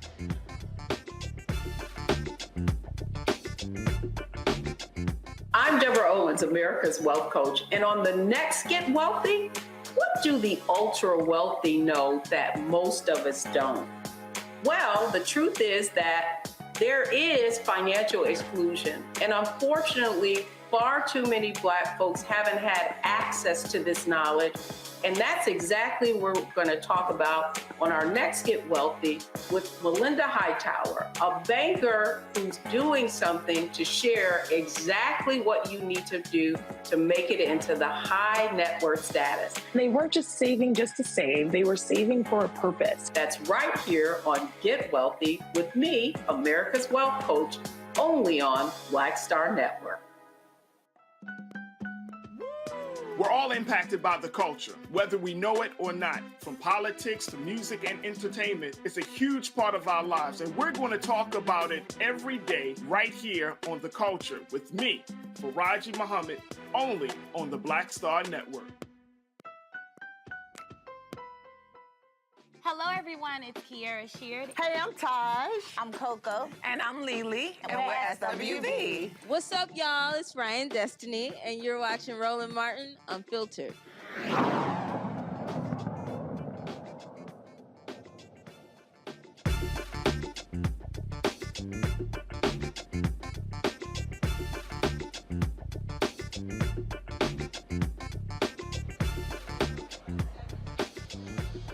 All right, folks, welcome back to Roland Martin Unfiltered. We're here at the Mayflower Hotel for the National Bar Association dinner honoring Attorney Fred Gray for being one of the 17 recipients of the Presidential Medal of Freedom. I have been off for the past couple of days. Reese Colbert filled in for me on Tuesday. Larry Walker filled in on yesterday. If y'all want to pull a video up, we were, of course, I had to fly back to Alabama because Deshaun Smith, who is our driver, he was driving the Rover-Mobile, our sprinter, from New Orleans back to D.C. with our equipment when he was basically forced to swerve. So there was a white man driving a white Malibu who kept, like, Deshaun would change a lane, he would change a lane.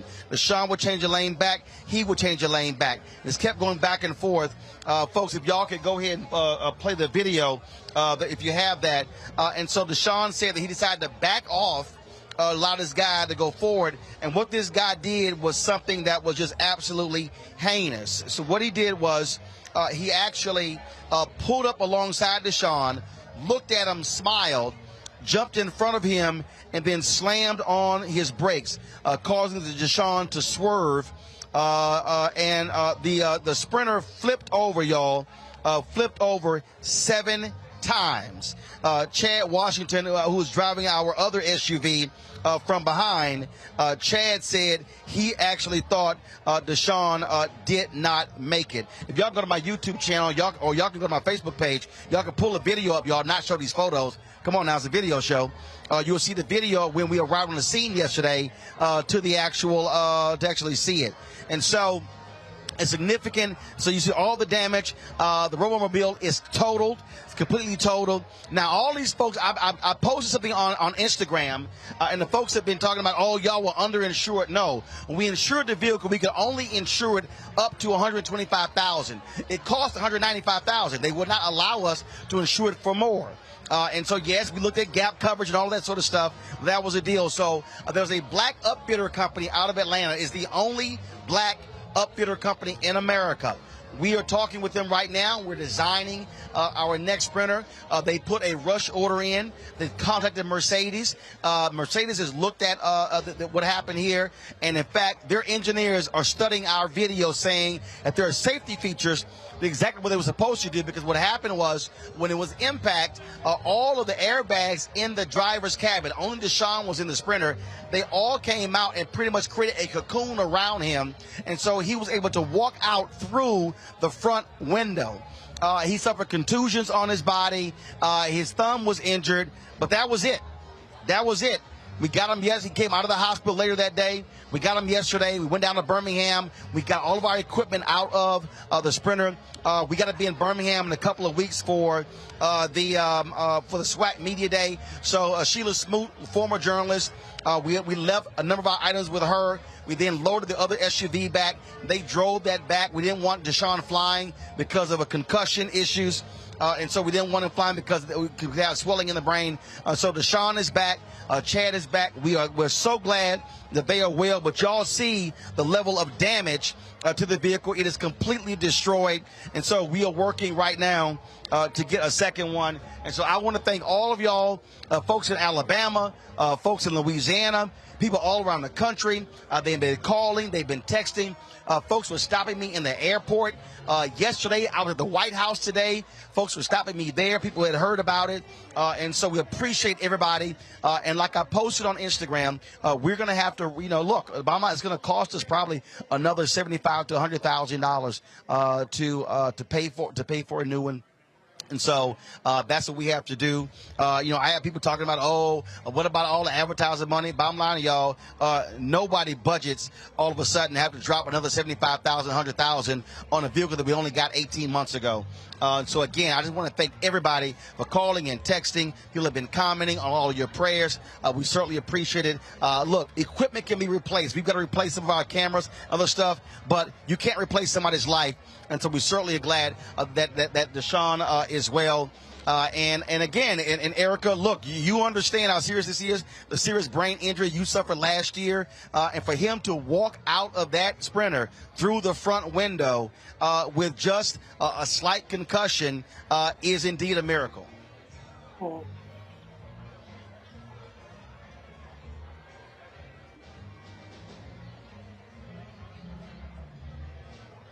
And I know it's tough for you, Erica, to see that, because what you went through, and you've gone through more than a year of rehab. And when you had your accident, you talked about just how painful it was. And again, there was no one else. Luckily, no one else was in the vehicle. And folks, this person did this on purpose. Unfortunately, nobody captured his license or nothing. But he literally looked at Deshaun, smiled at him, and pulled in front and slammed his brakes, causing Deshaun to have to swerve. Roland, I will say this with relationship to Deshaun. Praise God he's still with us. Because March 15th, 2021, the 18-wheel truck that hit me, the driver did that intentionally as well. He hit my car, which is a Mercedes, thank God, German-engineered tank, twice from the back. And the doctor that I saw when I got back home said to me that, Erica, it was not only your faith, it was that car that saved your life. And so when people get into their cars, my boyfriend and partner was just talking to me around this, they get into their own world. And so that somebody would be so amped up in their car that they would literally weaponize their vehicle and cause undue harm to a person is completely sinister. I am grateful that my partner sent me a clip of what you shared on social media, and I saw kind of your update, but he cropped out so that I didn't see the pictures because that's still very difficult for me to see car crashes, to be very honest with you. So I stepped away when those photographs and video was being shown, but it's important for the audience to see because they need to see not just the crash, but they need to see that was an intentional act and that could have cost someone their life. What I will say with regard to Deshaun having that level of accident, my prayer is that he is granted all of the space that he needs for healing, and he is afforded all of the care that he needs, and that I'm so very glad that he's still here with us today to still testify to his life, and may he have as much grace to heal.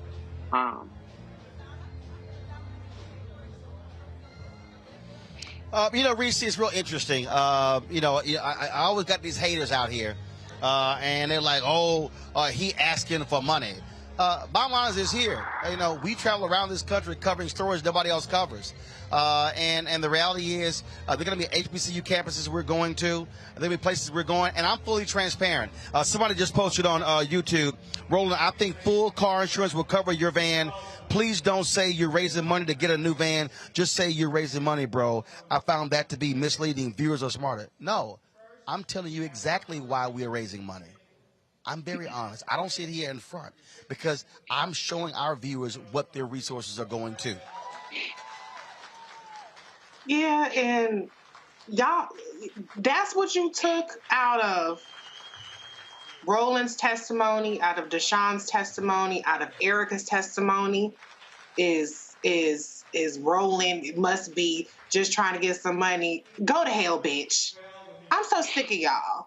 Like take a moment and take in what's happening. Take in the lesson. Take in life that's unfolding in front of you. Instead of just always trying to jump in on some bullshit and on some petty shit. Come on, do better. Do better than that. If you don't want to give, if you ain't got it to give, don't give. But you can shut the fuck up and not give. You don't have to be loud and not give. Nobody is twisting your arms. Nobody is docking your pay. If you have it in your heart, and if you have the ability to give, then give. And see how simple that is? It's simple. But at any rate, whether you give or don't give, I just thank God for Erica, for her being here with us. I thank God for Deshaun. And I thank God for the entire Roland Martin Unfiltered family, because we are a family. This ain't CNN. This ain't Disney behind us. It ain't whoever Fox behind us. It's a family. And if you don't look out for family, that's on you. That's not on Roland. That doesn't speak to Roland's character. That speaks to your character. And if you ain't got it, you ain't got it. I understand it. But don't be a belligerent asshole about it. And if I And Greg, bottom line is here. Erica, go ahead. Go ahead, Erica. Go ahead. And I just want to say, with regard to what Reese said, to tack on to what she said, it was Roland Martin Unfiltered. It was my big brother Roland. It was my sister Reese. It was Dr. Greg Carr. It was Dr. Avis Jones-Weaver. It was all of RMU staff that was cash apping me, because you don't know what the hell Deshaun is going to have gaps for. So, as Reese said, if you don't have it to give, that's cool. But the bottom line is, what Roland does, he's completely transparent about every damn monitor, all pieces of equipment, what he needs, what he's desiring to present excellence to us. And as Reese said, if you ain't got it to give, don't give it. But damn, don't use your keyboard cowardice and type something when he's doing exactly what he's been doing for several years now, which is being transparent, being very honest, laying to bear what it is. And so I'm going to make sure, the same way that Reese and Roland did, that I give, to make sure that I am acting on the law of reciprocity the same way the Roland Martin Unfiltered family did for me. Greg Carr, take us home.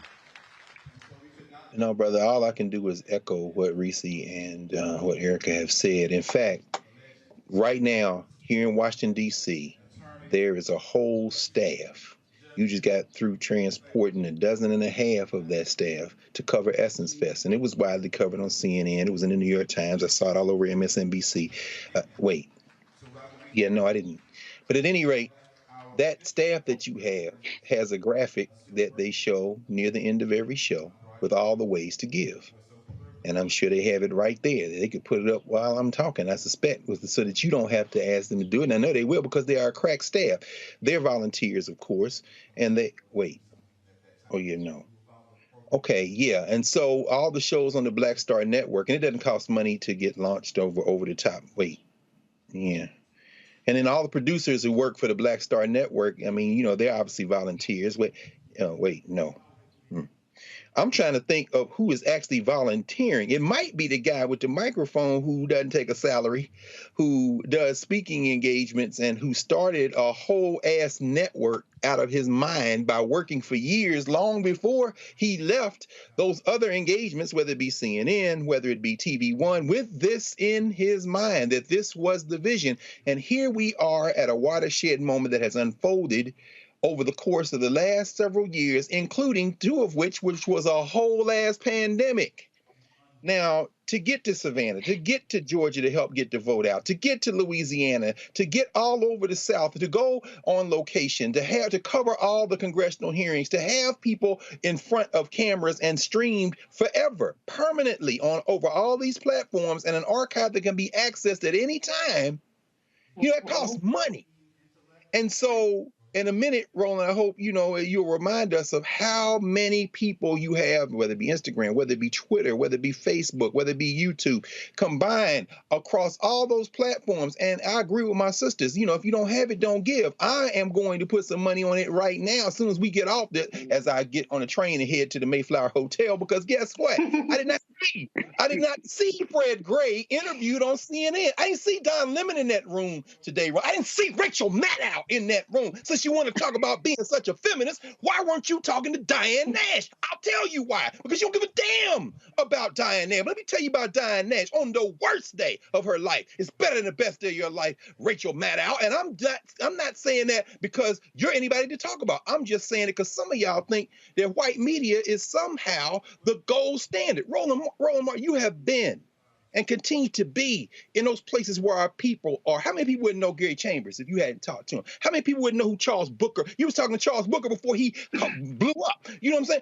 And who today? Brittney Griner, it's a big story now, but how many people would have taken it from the way that you took it? My bottom line, if you don't have it, guess what? Everybody who does is making it possible for everybody who doesn't to share this resource. Because last I checked, YouTube is free to us, but it costs you money to put it together.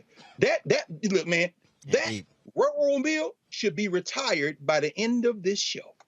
Please, y'all. I know you were saying wrong, but let me ask for you, brother.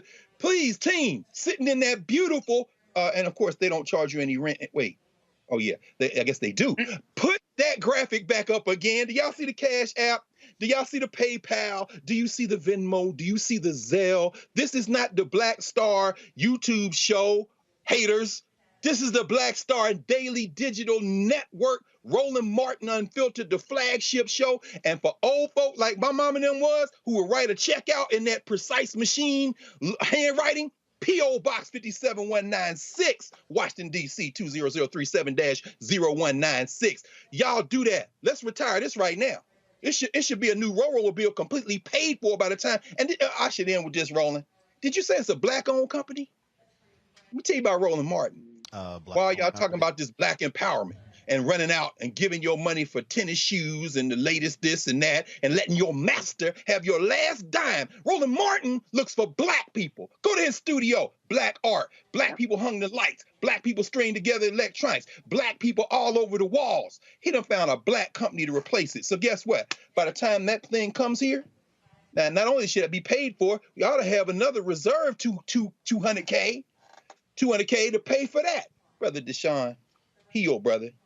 And you fool that smiled and maybe be watching this right now. Oh, your day's coming, baby. You in that damn 18-wheel wheeler driver that tried to do something to our sister Erica, but she's protected by something much bigger than you will ever glimpse in your miserable life.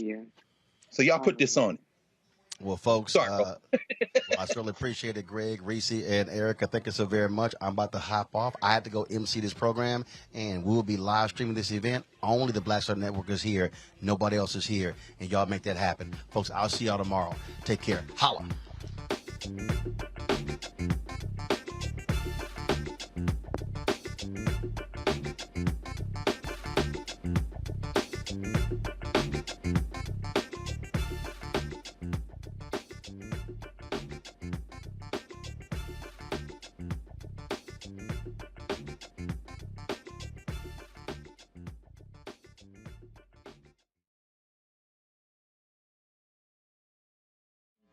This award is an acknowledgement that the progress we enjoy today would not have been made possible without the sacrifices of freedom fighters like Attorney Gray.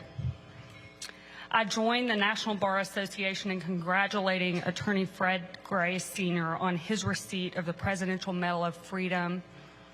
May this award help ensure that his legacy of service and sacrifice continues to be a part of our nation's story for generations to come. Thank you all so much, and thank you, Attorney Gray, for all that you have done for our country. And as a fellow Alabamian, I am forever grateful for what you have done. Thank you.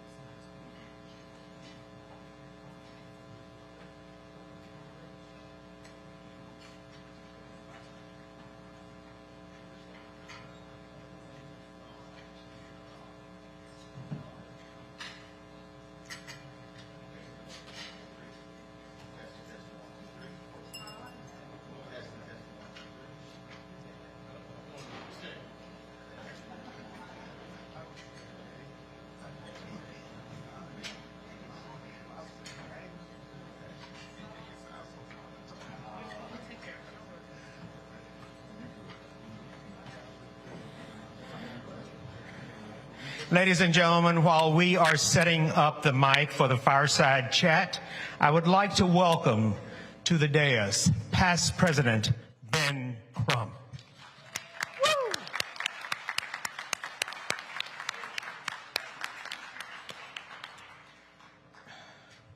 Roland Martin is going to have a fireside chat with our legend, Fred Gray, and he's getting mic'd, and so we will proceed with that next. Thank you.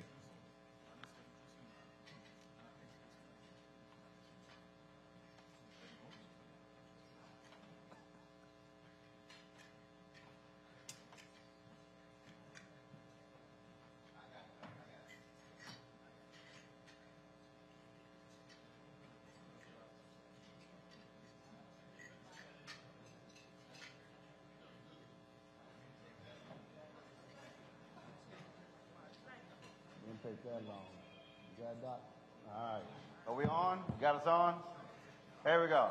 All right, folks, how y'all doing? Good, good. All right. They call us a fireside chat. What a fire. Just saying. What a fire. Glad to see everyone here. I literally just finished doing my show. They, you know, I don't know. They got real black. They texted me yesterday. Hey, Ro, can you do this? I'm like, all right, I guess I'll be back in town. And we're also streaming this, and so for the folks who cannot be here, they're checking it out. But as always, glad to see all of you here, National Bar Association, and of course, seeing Fred Gray looking smooth. He had some funky socks on last time I interviewed him last year, and so I see you got him on again, so looking all good. So first and foremost, just how did it feel for you sitting on that stage and seeing this moment, the President of the United States providing you the nation's highest honor? Let me first say, before I answer your question, you were saying how... I'm going to do this here. He got your mic a little messed up here. I'm going to fix it. I want them to hear you. There we go. Okay. You were saying how you just agreed to do this a day or so ago. So guess what? I found out I was going to be interviewed just a few minutes ago. So I'm in a little worse shape than you are. Now, what was your question? Now y'all gotta understand, last year, when I called Fred to do an interview, I left a voicemail to talk to him, and his wife, where's your wife? His wife heard the voicemail, and Fred said he gets a lot of requests, but when she heard my voice, she said, oh, you doing that interview. So when he did it, I thanked her, because she said, no, I don't care who you talk to, you gonna talk to Roland Martin. So y'all always getting good with the wife. Or the husband. That way you always get the hookup. So the question, Fred, was, again, sitting on that stage, thinking about all these years you've been a lawyer, and you're sitting there amongst these other dignitaries, and you are being presented with the nation's highest honor by the President of the United States. What was going through your mind as you sat on that stage? Well, I went back and thought, and I just sit there on that stage and reflected my birth on December 14th, 1930. Didn't know about that, but I learned about it later. And I knew that I was the youngest of 5 children. My father died when I was 2, and my mother only had a 5th or 6th grade education. And then I thought about how she worked. And I thought about the fact that they were very religious, and they thought I ought to make a preacher. And in those days, basically, a black boy could only be a preacher or a teacher, and if you did that on a segregated basis. So I thought about the fact that our preacher knew about this church, school, Nashville Christian Institute up in Nashville. So Fred needs to go up there. Didn't have the money, but somehow they got me up there, and I went up there to learn how to be a boy preacher. Marshall Feeble, who was one of the pioneer preachers in the Church of Christ, took me around and others. And I went up here, and he'd raise money and bring people. I thought about all of that. Then when I went back home to become a teacher, I realized, and this was 1948, 1947, that everything was completely segregated. I had to use the bus system to go from the west side of Montgomery to the east side of Montgomery. Our people were having trouble on the buses. One man had been killed, and they told me lawyers help people solve problems. And I thought about the fact that I decided I was going to become a lawyer. But first I was going to finish Alabama State. Not apply to the University of Alabama because I knew they wouldn't accept me.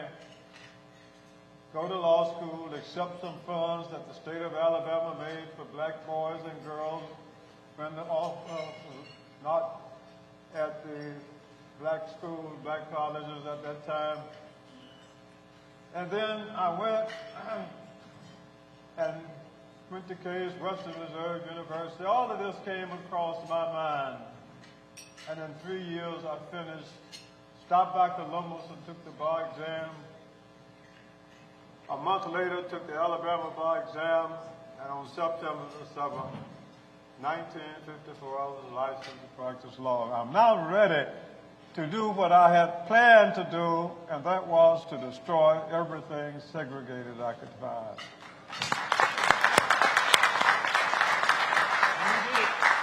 It was a long way from September 7th, 1954 to July 7th, 2022 that all came to my mind. And I finally concluded, and I've been through a lot of other things. I was supposed to have had a federal judgeship at that time, the longest hearing. Back in, 1980. But it didn't come through. So as I sat and thought, and I knew people had been trying to get this award for me for the last 20 years. Wow. And I said, and people have asked me, well, before it came up, what? I said, I'm not going to rejoice until it's all over. It's all over now, so I can rejoice the rest of history of it.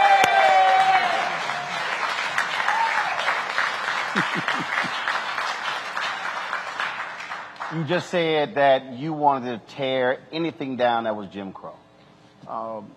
Just speak about the power of the law. There are folks who say, man, you should be in the pulpit, you can save people, leading to Jesus. There are people who say you can run for office. They can you can be an actor on television, but just talk about just the power of the law. I thought early on, as a youngster, and maybe I was too naive to realize the reality of it, that if black people were going to be able to do any of the things that needs to be done and obtain the same rights that white people have in this country, it's going to have to be by the law. And when you look at the Constitution, and when you look at the amendments, particularly the 13th, 14th, and 15th Amendment, they were supposed to give us all the rights that white folks had, but we didn't have them. But I also felt that I was naive enough to believe, and I still believe, that ultimately the law, we're going to have to try to work to change it. And I wasn't the first person who thought that. You'd had black people and white people who had been filing lawsuits since shortly after slavery to try to correct the things that I felt in Alabama, at least I would try. And so I thought we would use the law. And as I look back now and think about it, we have basically gotten off the book all of those laws that discriminate based on race. While it's off the books, in reality, we still have it in many instances. So we must now go and finish the job of inequality and racism so that we will be able to enjoy it and have the same privileges that all other citizens of this country have. All right. What do you say to a 23-year-old lawyer today who looks at this conservative Supreme Court, who looks at the decisions they're making, who looks at Republican legislatures putting in places voter suppression laws? And I hear this from people who say, man, this thing is stacked against us. There's nothing we can do. What do you say to that 23-year-old today? I say to him, if you go back and look when our... Or her. When you go back and see any person who's interested in it, from slavery time, will you think from being a slave to being here where we are now? How far have we come? We've come a long way. And how have we gotten here? We've gotten here by using the law. And in addition to the law, people have gotten involved in demonstrations and other things. We did it in Montgomery, the first real mass one, with 40,000 people staying off of the buses for 383 days, and nobody thought it could be done, but we were able to do it. So then we can't afford to lose faith in the law. We can't afford to lose faith in the Constitution. It's on the books. What we've got to somehow be able to do is convince enough people who will be willing to work together and use the law and vote into office the proper people so that they will properly administer the laws that's on the book and other laws that needs to be put on the books. And so we can elect people from the presidency, to the Congress, to the Supreme Court, to our city and county legislature. It's the vote is going to be the key to it, and we can't lose fault in that. Especially the fight to get that second black district in Alabama. Especially the fight to get that second black congressional district in Alabama. That's deserving. It's always interesting when I talk to people, and I love it when people talk about Montgomery and the bus boycott, and you hear all these different stories about what happened. You and I had a great interview last year, which you said was the best ever done with you. That wasn't me, he said it. But for folk who have no idea, just share with people exactly how Montgomery happened. You and somebody else sitting at a kitchen table, coming up with the idea. This is for all the folk who claim it was their idea. You were there, so share it with us. Well, I think if there were any one person who wanted to get mass participation by black people in Montgomery to solve the problems on the buses, it was Joanne Robinson.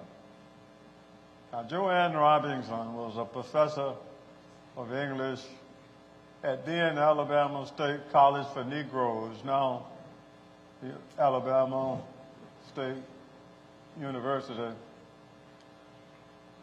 And I was interested. I was not really, it wasn't my idea, and I wasn't particularly interested in the mass participation other than representing them, telling them what the law says. Keep them out of jail. Telling them what the chances are, and if you violate the law, be prepared to enjoy the consequences and realize that you're going to go to jail. And if you decide to go to jail, I'm going to have to tell you what could happen to you. And I remember later on, and I'm getting ahead of myself, it's all good. Dr. King said to me, when they were about to do something, I said, well, here is what the law says. And he says, yes, Fred, but you know what? There's a higher law. Amen. And we are going to go, and if we get in jail, and I said, I'm pretty sure you will. When we get ready for you, we'll call you. And we want you to come and get us out. And you said, I'll be by the phone. So after Joanne Robinson had an experience in 1948 on almost an empty bus, she started working on keeping records of events. And she was a member of the Women's Political Council, a black organization in Alabama and Montgomery that was concerned about all these black problems. And then when Claudette Chauvin was arrested on March the 2nd, 1955, a 15-year-old girl just studied Black History Month, not sitting in the front 10 seats of the buses, but somewhere else, had just studied about the rights that they had. These kids got out of school early. They lived in a section in the northeast part of the city of Montgomery, and they had to ride the public transportation system downtown, then go transfer to the black school. And they all knew never to sit in those seats. However, on this particular day, they got out of school early, and the bus coming from downtown to where they live, they walked down there because it wasn't too far.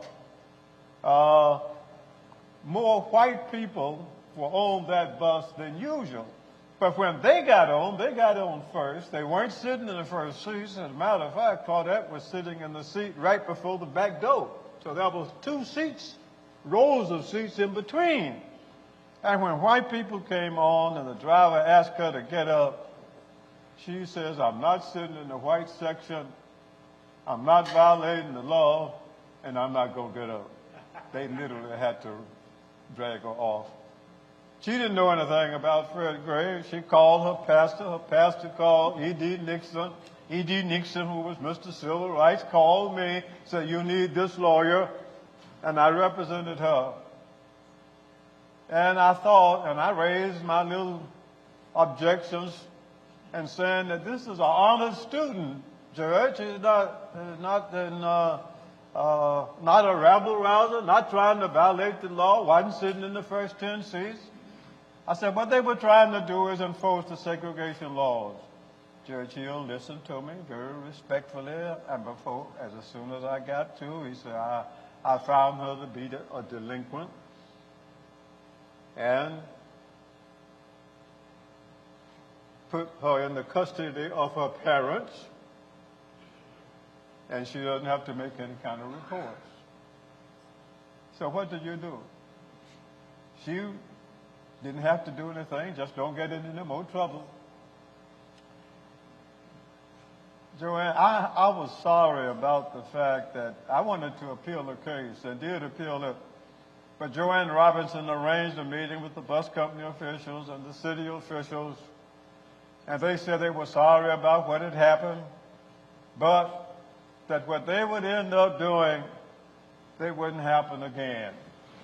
Then when Rosa Parks was arrested, and people who knew Mrs. Parks, she was secretary of the branch of the NAACP, she was chair of the youth committee, and when she was arrested, and they said she was charged with disorderly conduct, and her whole demeanor was not that at all. They said, just this is enough. So when I was out of town, and I'd had meetings with Mrs. Parks from the time I opened my office in October until the day of her arrest. We had our last lunch on December 7th. We had talked about what you ought to do and what a person should conduct themselves if they decided and they were asked to get up and give their seats. And she went back to her work. I went out of town, and she knew I did. When I got back, had phone calls from everybody, including Mrs. Parks, including my secretary, including Joanne Robinson. And when I returned the call, Ms. Parks had come over and talked with me. And I went over, I talked with her, she retained me to represent her. And this was on Thursday evening, it's getting to be pretty late now. And so I said, well, Ms. Parks, you've done your job. I'll get back in touch with you between now and Monday. And she said the trial is set for 8:30 on Monday in the Recorder's Court of the City of Montgomery, and we'll talk about your case. However, you know, Ms. Robinson wants to get the community involved. So I'm going to go first and talk to Mr. Nixon, who had gotten her out of jail. And I knew he was a Pullman car puller. He was in town 3 days and out of town 3 days. And then I'm going to talk to Joanne Robinson and see what we can do. We'll let you know, but you don't do anything else. We don't want you involved in this. You've done enough. I went to Mr. Nixon. Mr. Nixon says, lawyer, well, I understand everything. You know, I've got to get on the train tomorrow and go to Chicago, and I won't be back for 3 days. But you go on and talk to Professor Robinson. Call me and tell me what you want to do. I'll get hold to these preachers because they are the ones that are going to see people over the weekend, and hopefully we'll be able to do something. I went to Joanne Robinson, I talked to her, and I tried to make this as short as I can. This is the conclusions we had in her living room, and only the two of us were there. One, if we're going to ever get the community involved, now is the time to do it. Two, if we're going to do it, we need to have the two black leaders we have here, and that was, I told you about E.D. Nixon, and the other one was Rufus Lewis. Rufus Lewis was a former coach at Alabama State, and he had a nightclub, and the name of the nightclub was the Citizens Club, and in order to get in that club, you had to be a registered voter. But all he was concerned with was getting people registered to vote and to have them held accountable. He wasn't concerned about destroying segregation and all of that for a couple of reasons. Number one, his wife, Jewel, was the co-owner of the largest funeral home in town. And because black funeral home owners had a monopoly on black business. If you end up integrating things, they might lose some business. However, there's another part of that story, and that is they have automobiles, and they have drivers. And if we're going to get people to stay off of the buses, we'll need it. So we need him. We need money. We need that. So I said, and we concluded that those two men must be involved. Then we also said preachers got to be involved. So we said we got to get the preachers involved. So that was all of that. And then there was another thing you just might need in all of this is a lawyer. Hear him out, send me. So those were the plans. So we sat there and I told, and she said, well, she was talking about staying off the bus for one day. I said, that's fine, Joanne. But suppose it's successful. And they stay off the bus that one day. How are we going to keep them off till I can file a lawsuit and that decision is made by the Supreme Court? So we had to then come up with a plan so that if they stayed off of the buses, we'll be able to stay longer. And what was the plan?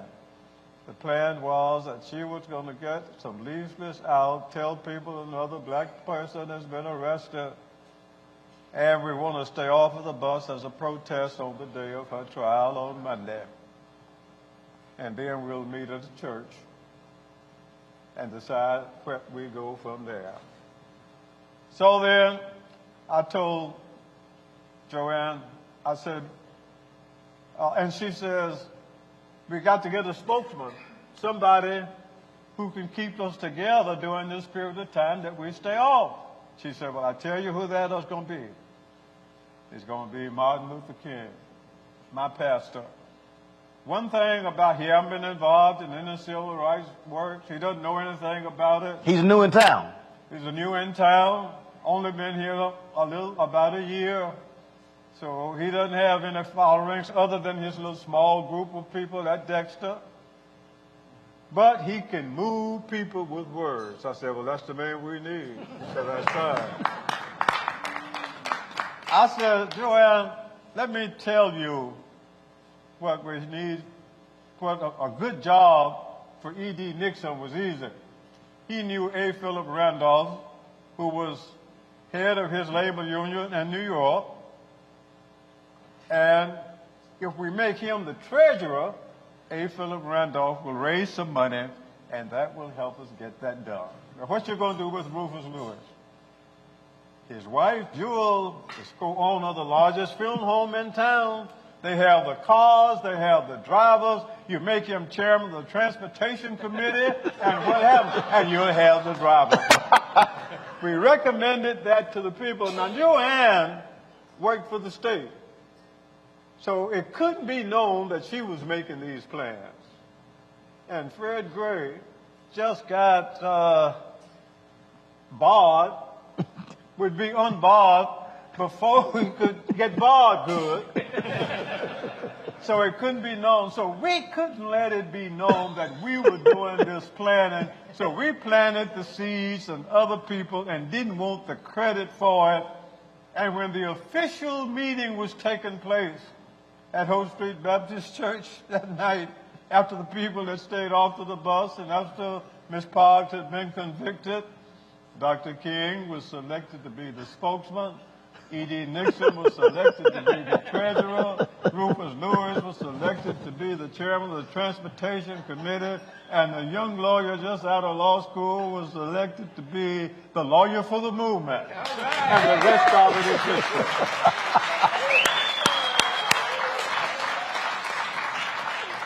I got one final question. They gave me the 5-minute signal 10 minutes ago.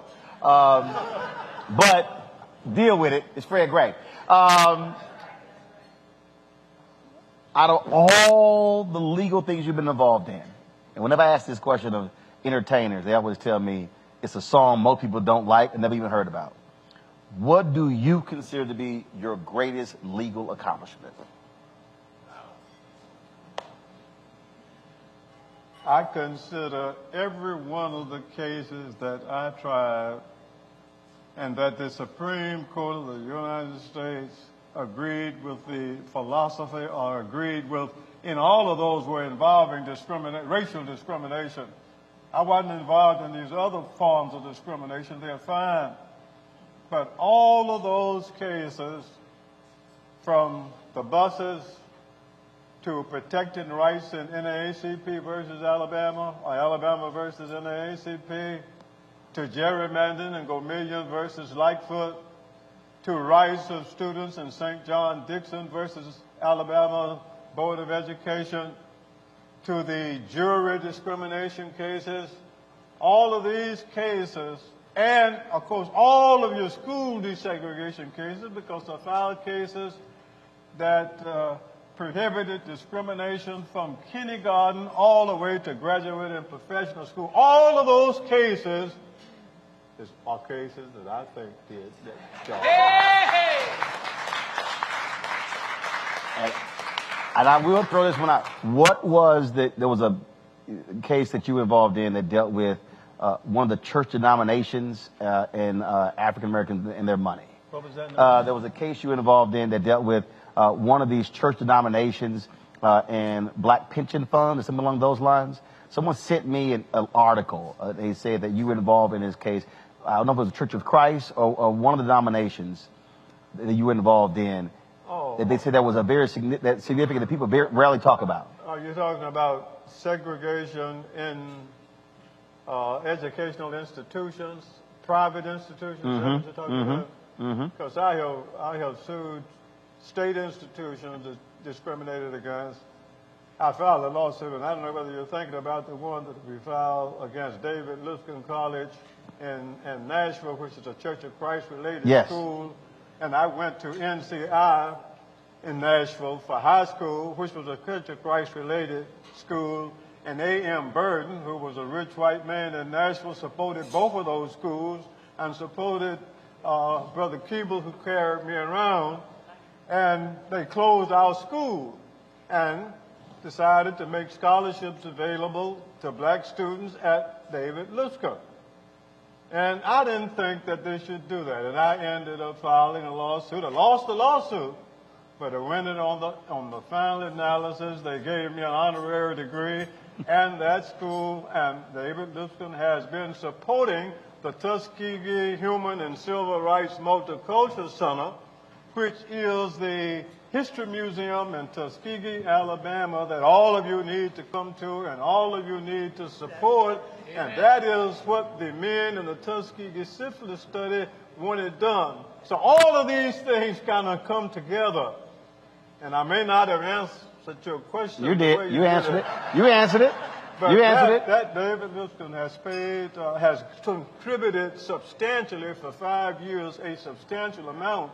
And as a result of that, we've been able to keep the doors open. But then I would go around and make speeches, and the money would go to the History Center. But I haven't been able to do that now. So that museum stands a chance of having to be closed unless you and the three organizations here who are sponsoring it will help us keep the doors open. And that's one of the things I want you to do. So how much do you want to raise? Huh? How much do you want to raise? How much do we want to raise? See, I'm a firm believer. Look, it's like church. I need a number. $1 million. $1 million. $1 million will get us a good start. A good start. $1 million. That's it. Okay.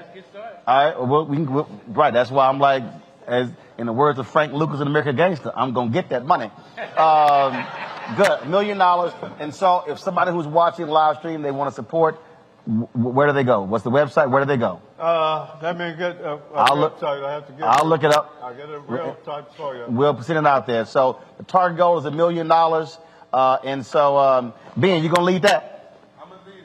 You going to lead that? I'm leading it for my frat, brother. Okay, you do that. What frat is that? The greatest one on Omega Psi Phi fraternity. Oh, and the greatest now. I mean, it's a nice youth group, but here's Fred. So he has the website. Fred, give me the website. So you know what? So I'm gonna go ahead and do this here.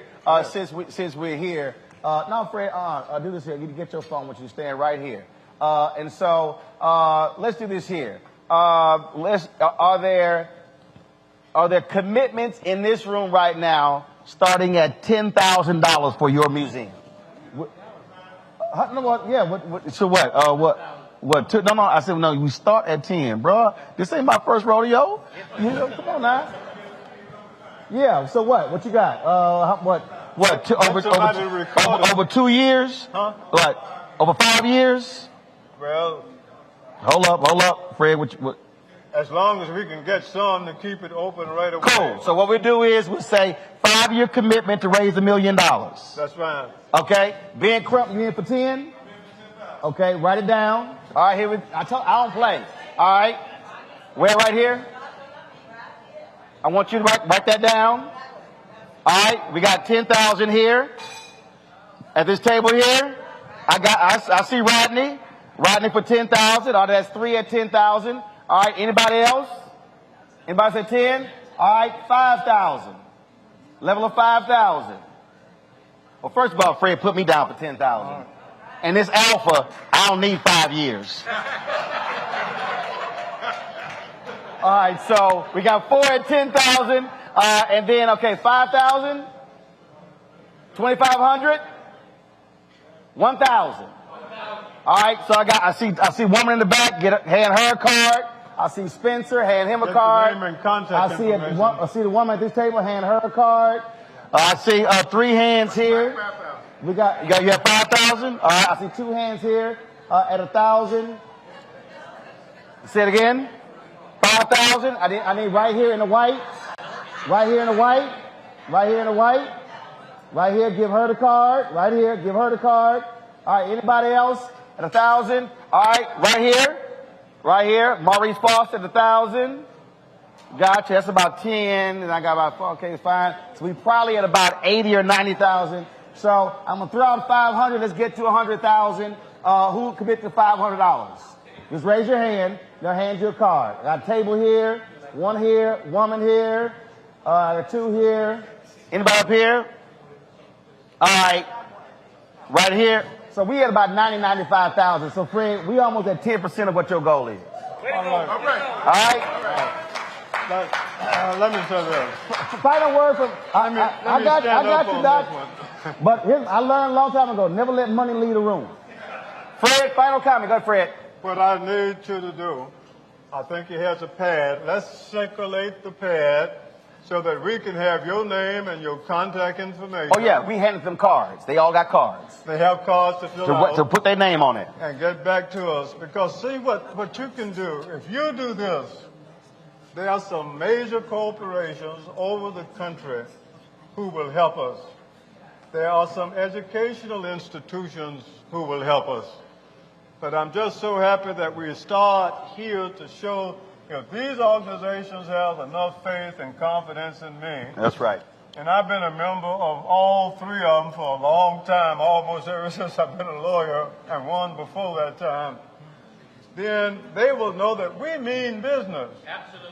And we will keep that open, and it will also encourage these other lawyers who are now working on phases of civil rights, which is even more difficult or equally as difficult as we had.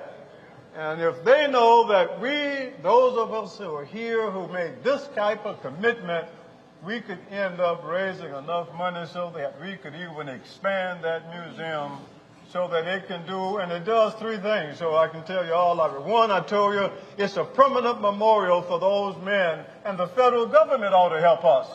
They help Tuskegee University, and I'm glad they're doing it. They have a bioethics center where they've gotten multi-million dollars from it, and I helped them to do it.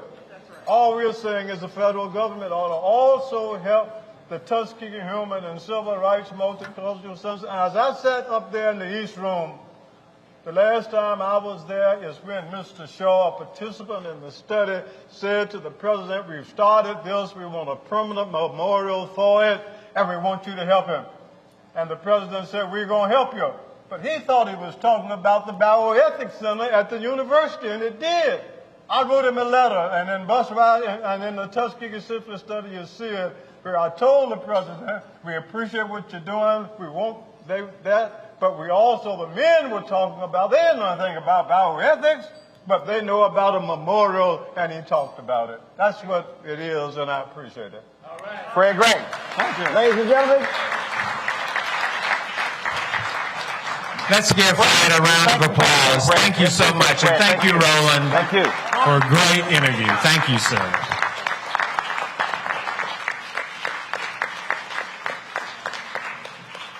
We will proceed now with dinner. Dinner is served. I know you guys are hungry. So we will have dinner, and then we will have, in just 5 minutes or so, I don't want a lot of clattering of the plates while their next speakers are up. So let's just move forward, get the main courses down, and then we'll have our next two speakers. Let's go.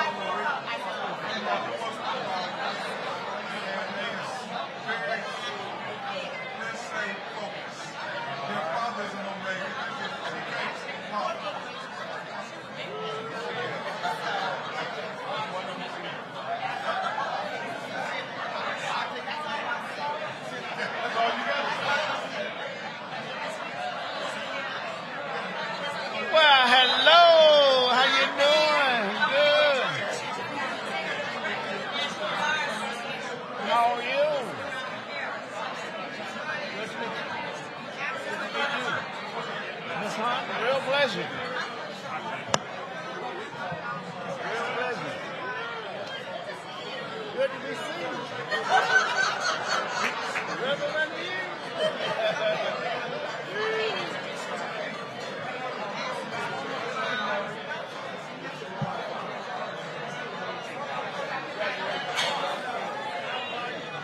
have you already started?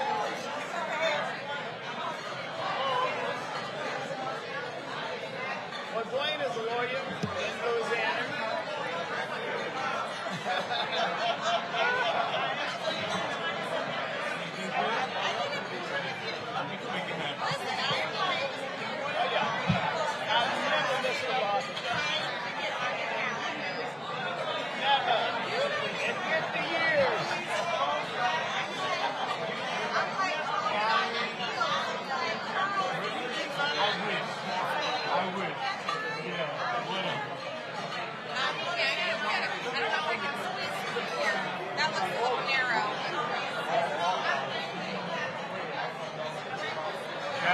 Here, maybe you can.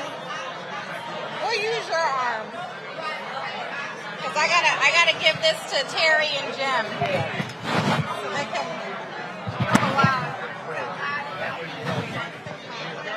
I see you over here looking standing behind it. How's everything going? Good. Your business is good, and the kids. Talk to me about the children. Where are you all coming back from? Tremendous